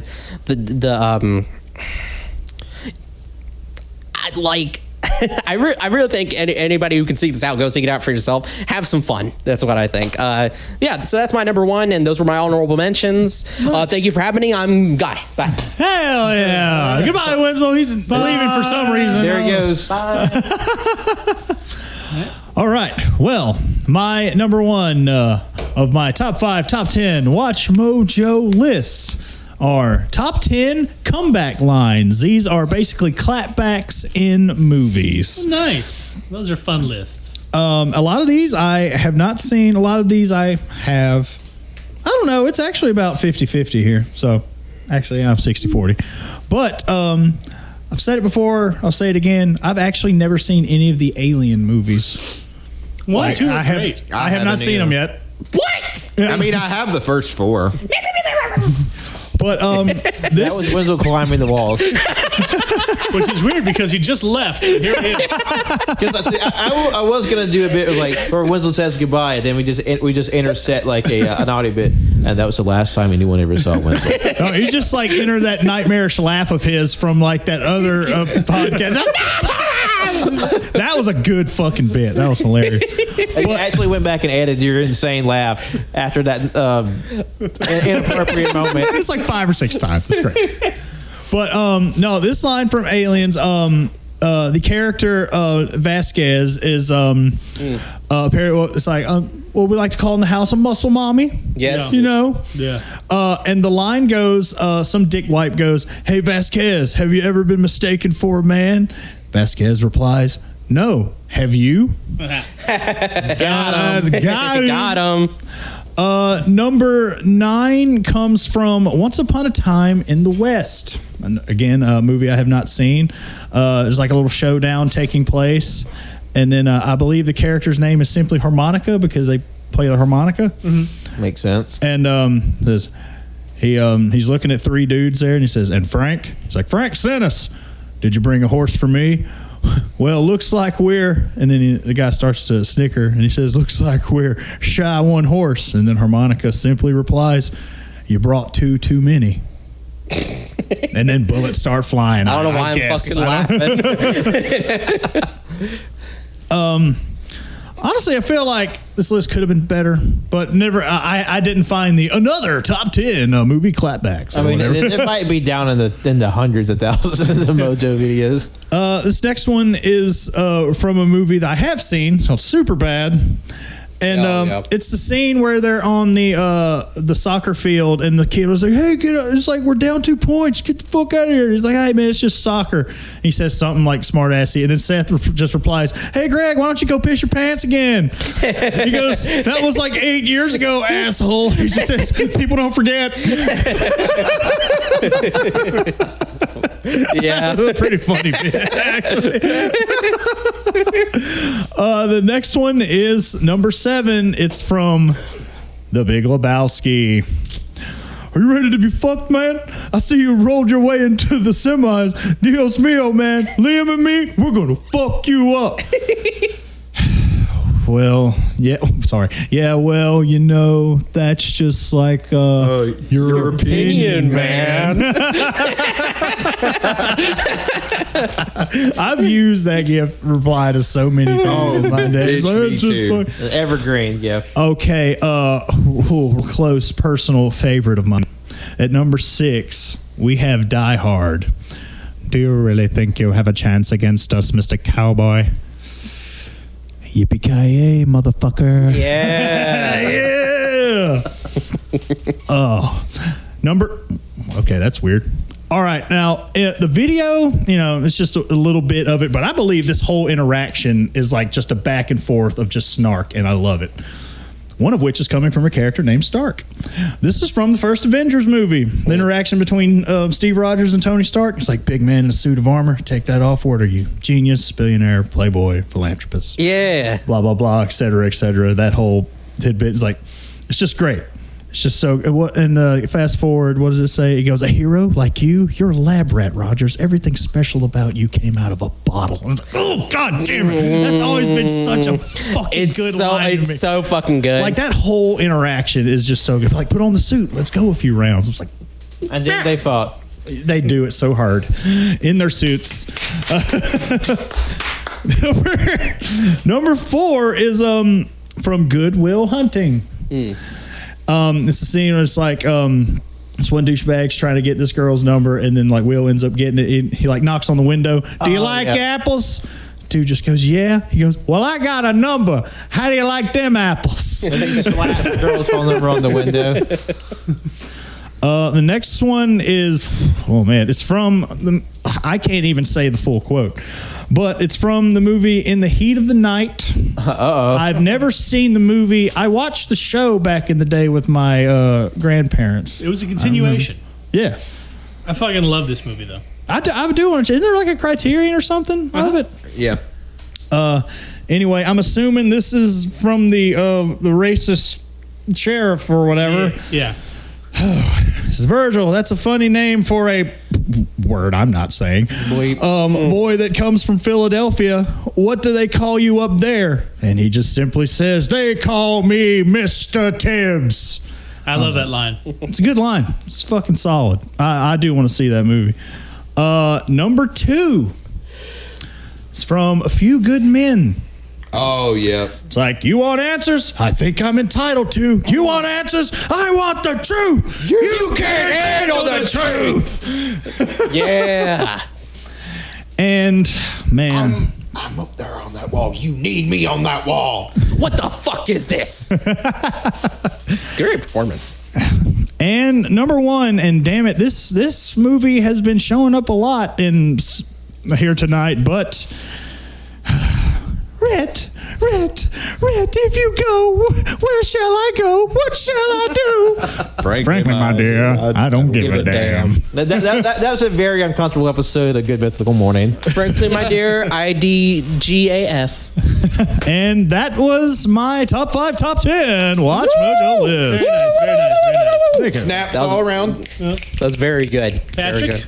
Yes. what you got? For my final Hyper researched, highly prepared, sitting for weeks now. Yeah, definitely been stewing in the pot about this one. Mine was most popular anime song because it was apropos to an old episode of AYCH where we counted down the top anime songs, and there definitely are some newer songs on here. To ours is a couple years old, but I just feel like the number one is a little bullshit. Is it that Dan Dan song from Dragon Ball GT? It's not the Dragon Ball GT rap. Okay, well, that should be on there. An egregious oversight, I'm Yeah, sure. for sure. The recount is in order. Number 10 is We Are from One Piece. Number 9 is Odd Future from My Hero Academia, which is like the second intro. Number 8 is Head Shala from Dragon Ball Z. Oh, that's a good one. Oh, yeah, classic. Yeah. Number 7 is Gurenge from Demon Slayer, the first Demon Slayer intro.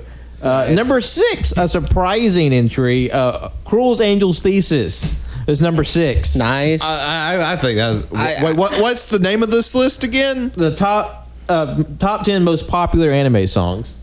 I don't know. I think that should be closer to the That's top. what I thought. Yeah. Number 5, never heard of this one. Renai's Circulation from the Monogatari series. Bless you. Never Oh, watched that. Monogatari? I did not. Number 4 is Sparkle from the anime film Your Name. It's a good movie. Very good. Very good. Number 3, Gurren no Yumiya, which is the Attack on Titan opening, the original Attack on Titan opening. That is pretty hype. Number 2 is Silhouette. This is the final opening theme from Naruto. I guarantee if you heard it, you saw it. It was in a lot of TikToks a few years ago. So you definitely have heard it. You can't call by the name. And number 1, I thought, like, what the fuck, is Unravel from Tokyo Ghoul. That is such a weird pull. But I mean, all right. sure. All right. I mean, like Tokyo Ghoul is popular, but not like, I don't know, man. I never watched it, so it feels a little bullshit to me. But Kind of. But whatever. Yeah. Very good, though. yeah, snaps. Yeah. All right, JoJo, what's your grand finale? What you got? So, usually WatchMojo lists fall into one of two camps.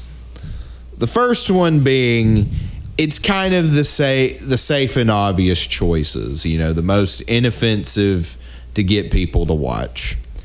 Then there's the purposefully clickbaity titles, you know, the ones that are trying to generate a very strong emotional reaction from you. And then there are some lists that I just don't think WatchMojo should ever fucking touch. This one is called Top 10 Crimes That Were Once Illegal. Top 10 crimes that were once illegal? Yes. So they're not crimes? Oh, they're no longer? Wait. No, that were once legal. Oh. I'm sorry, I said that completely wrong. It's Top 10 Crimes That Were Once Legal. It still would have been like, I don't know, maybe some like a weird area to touch. Number 10, Oh, okay. surprisingly, murder. So Number 9, homosexuality. I probably wouldn't have clicked on it if it You wasn't. can't take that click back, Joe. I can't. If it wasn't for the thumbnail, because I shit you not, it's the fucking chick from Sucker Punch, and it just says lobotomy ? What? What? Sucker Punch, that one fucking movie? Yeah, the Zack Snyder movie with, I forget her name. She played Violet Baudelaire and did the series of Nurse Events movie. I don't know her name, but Yeah, the Zack Snyder movie. That is really. And then it just says lobotomy? Yeah, I mean, because that's like lobotomy. yeah. Oh, well, I guess that movie takes place. Yeah, because that's what happens. Yeah, the movie takes place in a hospital. Spoiler. Which lobotomy was number 3 for those who were curious. Good. Okay. Okay, so this list is a roller coaster ride in the strictest sense of, because it starts out with the most mundane, petty bullshit and escalates to some of the worst crimes that have ever been committed in the history of of humanity. So we start out with things like littering. Okay. Number 10. You know, it used to be legal, but now it's not. Smoking indoors. All right. Yeah. Okay. Yeah. I mean, I remember when you still had smoking sections in restaurants. Yeah. Oh, the days. Drugs. Just Just drugs. Okay. drugs. It's like Now you gotta say no. it's like even at one point opiates were legal and widely consumed, and I mean, yeah. then it starts getting. It starts to tick, tick, tick, tick, tick. We get domestic violence, All right. Okay. which is something. But then that one's followed by drunk driving. Okay. Yeah. And if honestly, I think if we were to, I mean, this is a fucked up list and should not exist in the slightest. I don't know about that. I mean, shouldn't those be kind of like switched around? Yeah. Yeah, I feel like there was an escalation and then a severe de-escalation there. Yeah. Then number 3 was lobotomies. Okay. Yeah. Number 2, child labor. Yeah. Yeah. Again, another rapid escalation. And This number one. I have an idea what number one is. It? I mean, I will say at least they didn't have dishonorable mentions. For this. I'm glad that there's like a modicum. A modicum of restraint, but this is one of the newer ones too. Like this, like came out like a few months ago. This is like a 2016 list. Like this isn't one like from 2012, and There's only one thing I can think of that it might could be. I have one that's knocking on the. I don't want to be right. I want to be wrong. it was either going to be one or two things, and then it's one of those one of the videos where right before they reveal who number one is, it's like make sure to like and subscribe. You click that bell for that notification so you can get the next video. Who made this? Who made this list? Yeah, who's the person that curated this list? I don't know, but they need to be put in jail because number one is chattel slavery. Yep. Which is like, yes. But does WatchMojo, of all places, need to be the one to have conversation about slavery? Yep, I was right. I was right. Because what else would it be if it wasn't slavery? And remember, click that bell so you can get another top 10 crimes that used to be legal. Yeah, like, I don't know, like, the Holocaust. I just imagine at the meeting if they have them, because Jesus fucking Christ.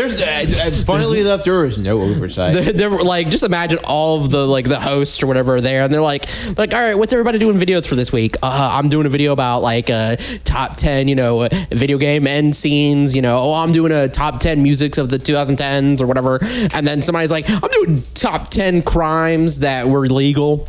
Yeah. Hey, and then they're like, what type of crimes are we talking about? Slavery.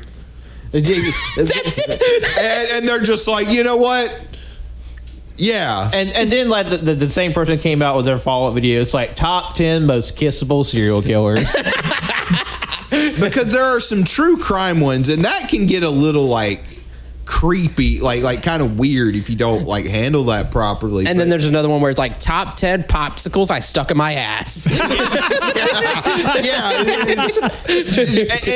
I will just Number 4, the double one with 2 sticks. because halfway through this list, I was hee-hawing because I like a switch broke in my brain. I just went full Joker mode, and it was just like, make sure to click like and subscribe, and make sure you click the bell to get notifications for when we post next. Number 1 for crimes that used to be legal. Slavery. And God damn, man. It's like I'm glad it's number 1, but like, why does this list exist? It's like I'm just imagining like all the other just like in bad taste videos, like top 10 meme videos where someone died, and the thumbnail is just a picture of a mason jar sitting on the floor.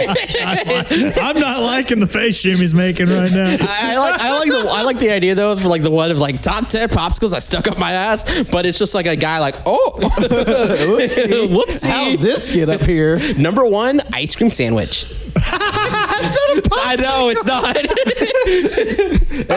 It's actually like the M&M. Or like wedge it in there, like sandwich. Number 2 is a drumstick. Which way? I'll let you decide. I'll let you decide on that one. Sideways. God, Jesus Christ, man. Turn that sumbitch sideways. Because stick it straight up your candy ass. Because one's pointy and one has like rough. Anyway, Justin, lead up with that. Take lead. I just want to say how happy I am that this has worked out this way. Oh no! Because that list exists. Yes. We just discussed it. Mm-hmm. It's real. Mm-hmm. It's searchable. Yes. Mm-hmm. My number 1 pick. The top 10 WatchMojo lists that don't exist anymore. I saw that today. What videos they deleted? Videos that have been deleted or removed. I have the whole list, and I wrote down why for each one. So these are the things that they thought were worse ideas than that. Didn't that literally come out today? Yeah. So wait, this is an actual list that they did, or this is someone The list that they did. Like, Yes. Let me rephrase This, that. this is WatchMojo's list of the top 10 WatchMojo videos that don't exist anymore. So they did a video about the videos that they don't want to acknowledge anymore. Yeah. So sort of like they're acknowledging their mistakes. Yes. Okay. Oh dear. I will like to emphasize again my number 1, and by number 1, this list is bad, came out a few months ago. Yeah. So what did they reconsider? And I wrote down why. Okay. Helps to know. The number 10 WatchMojo list that doesn't exist anymore because of liability reasons and a general sense of ickiness. Okay. Top 10 dangerous terrorist groups. Yeah, that's one of those that they probably should not have done. Oh, this is going to be a wild ride. we're going here and then here. It's going to be all over the place. Man, it's just like I mean, that makes sense. Why? Let's give detailed information about I chose fun lists about these dangerous people. Number 9. Okay. Which was deleted because it was too short and didn't have enough information, according to them. Okay. The top 5 facts about bath salts. Okay. I imagine that came out. At a worse time. Yes, right around the time that people were eating other faces on bath salts. Number 1, you eat people? You know what? Let's bring it back. Number 8, which was removed because of, they said it was cringe, but what they mean is the algorithm was about to fuck them. Okay. The top 10 sexting emoji innuendos. All right. There seems like to be a discrepancy here. Honestly, I think number 10 should probably be closer to the top. You know what? It would probably be about number 4. What the fuck happens now? Keep going. Yeah, we're gonna fun. Number 7 was removed for being too mean, which I think means people complained. Top 10 celebrity has-beens that desperately cling to fame. that is kind that of is like- kind of mean, but I would put that like number 10. Like, Yeah. Wait, no, number 10 to be the sex emoji bullshit. oh yeah. Number 6, removed for the algorithm. Top 10 sexual positions. Oh my god, who fucking cares? Like, yeah, okay. According to Watch fucking Mojo. Which like They probably do really good on you're porn still sites. putting How do they that test it? above a potentially really probably, like, let's be real, racist ass list with the terrorist group. Oh, you're going to freak at number 1 after 5 through 2. Number 5, removed for liability reasons. The top 10 most dangerous internet challenges. Yeah. Okay. Okay. Yeah, let's give a detailed list of all the. Don't do this at home, kids. Number 4 was removed because it was seen as too vague. They already have a replacement that is apparently much clearer. I didn't bother watching it because number 4 is the top 10 government-sanctioned assassinations. Yeah. Wait. What? Bitch. What? Like, are we? Is this like top 10 times the CIA tried to prop up fascist regimes? They did. Is They did this show John Kennedy during that particular stretch. Yes. Oh wow. Literally, they're just like number 10, the Bay of Pigs. Again, roller coaster. Because number 3, the top to remove for the algorithm, the top 10 oral sex scenes in movies. Okay, that needs to be like number 8 or number 9. No. You know. Oh my Like this just shows their fucking. What the fuck is this list? All your favorite sloppy toppy moments. Also, what's even in the video at that point? I mean, I can't. I don't know too many just blowjob scenes off the top of my head. Ghostbusters. Yeah. And number 1 is Caligula. Number 2 American Pie. was removed I don't know. because they said it just felt kind of icky. Again, I'm going to say the algorithm. Top 10 torture scenes in movies. Yeah. I mean, yeah, but also, what has come before this point needs to be a lot higher. Yeah. Don't worry. Oh, did they have any honorable mentions? They did not have any honorable mentions on this. Oh, Shocking. man. Now, the number 1, which came above terrorist groups, internet challenges, and government assassinations. It's either really bad or really stupid. The number 1, WatchMojo top 10 list that doesn't exist anymore. The top 10 actors who had real sex on screen.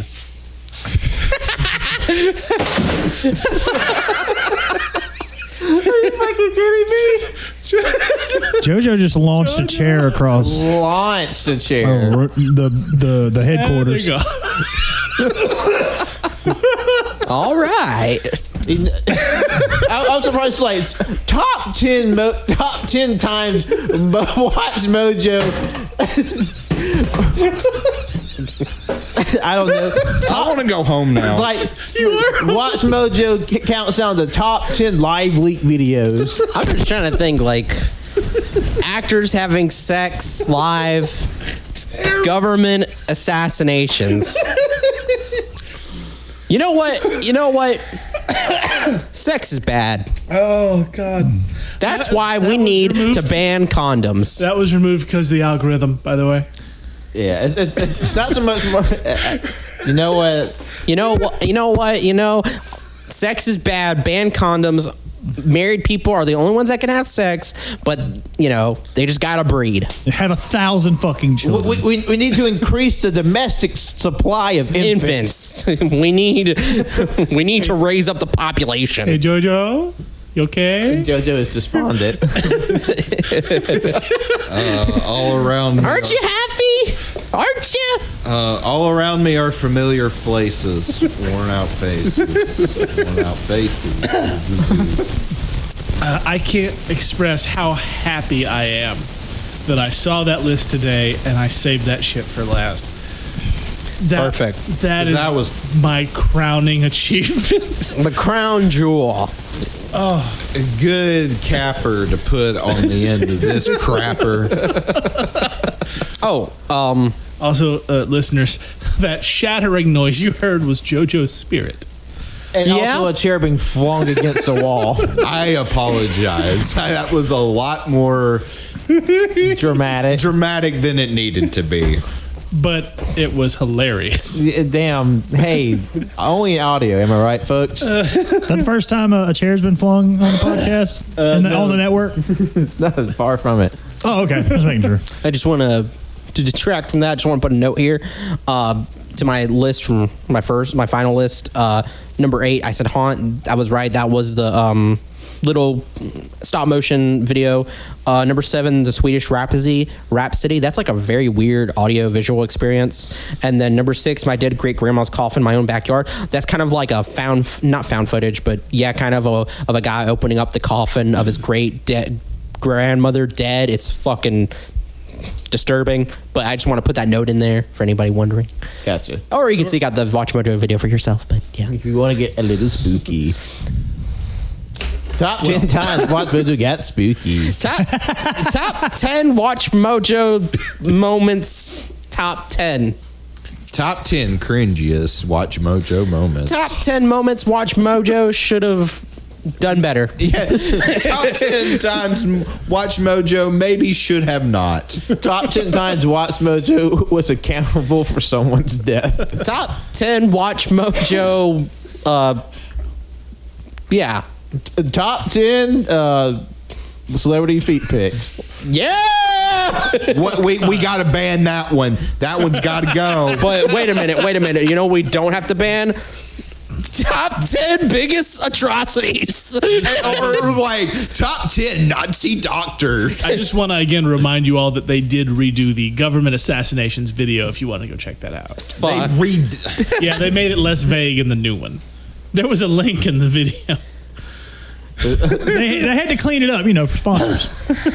Like For the clicks and the bells. All I have and the to say is that's rather ghoulish. Yeah. It's like top 10 times governments were responsible for people's death. Number 4, Tiananmen Square. Oof. Yeah. Again, that was number 4 on the list. Less important than the top 10 oral sex scenes in movies.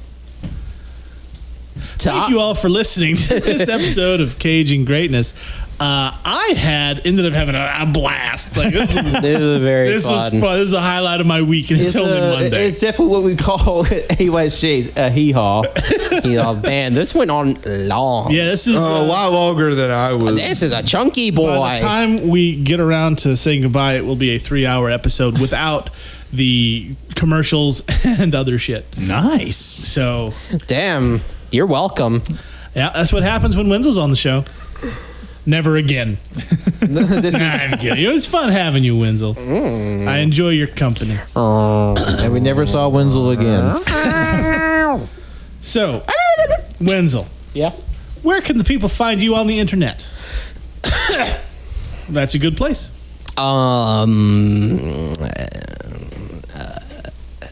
At Wenzel Wilkie. Got it. So, Cannon. You can find me on Twitter at Wenzel Wilkie. You can follow my Instagram at Word of Wenzel. You go to my link tree. I have a Goodreads and Letterboxd there. But also, I don't know. I think I'm going to do it either tonight.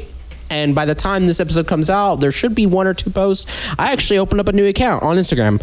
Go follow me at Wenzel Banters. WenzelBanters.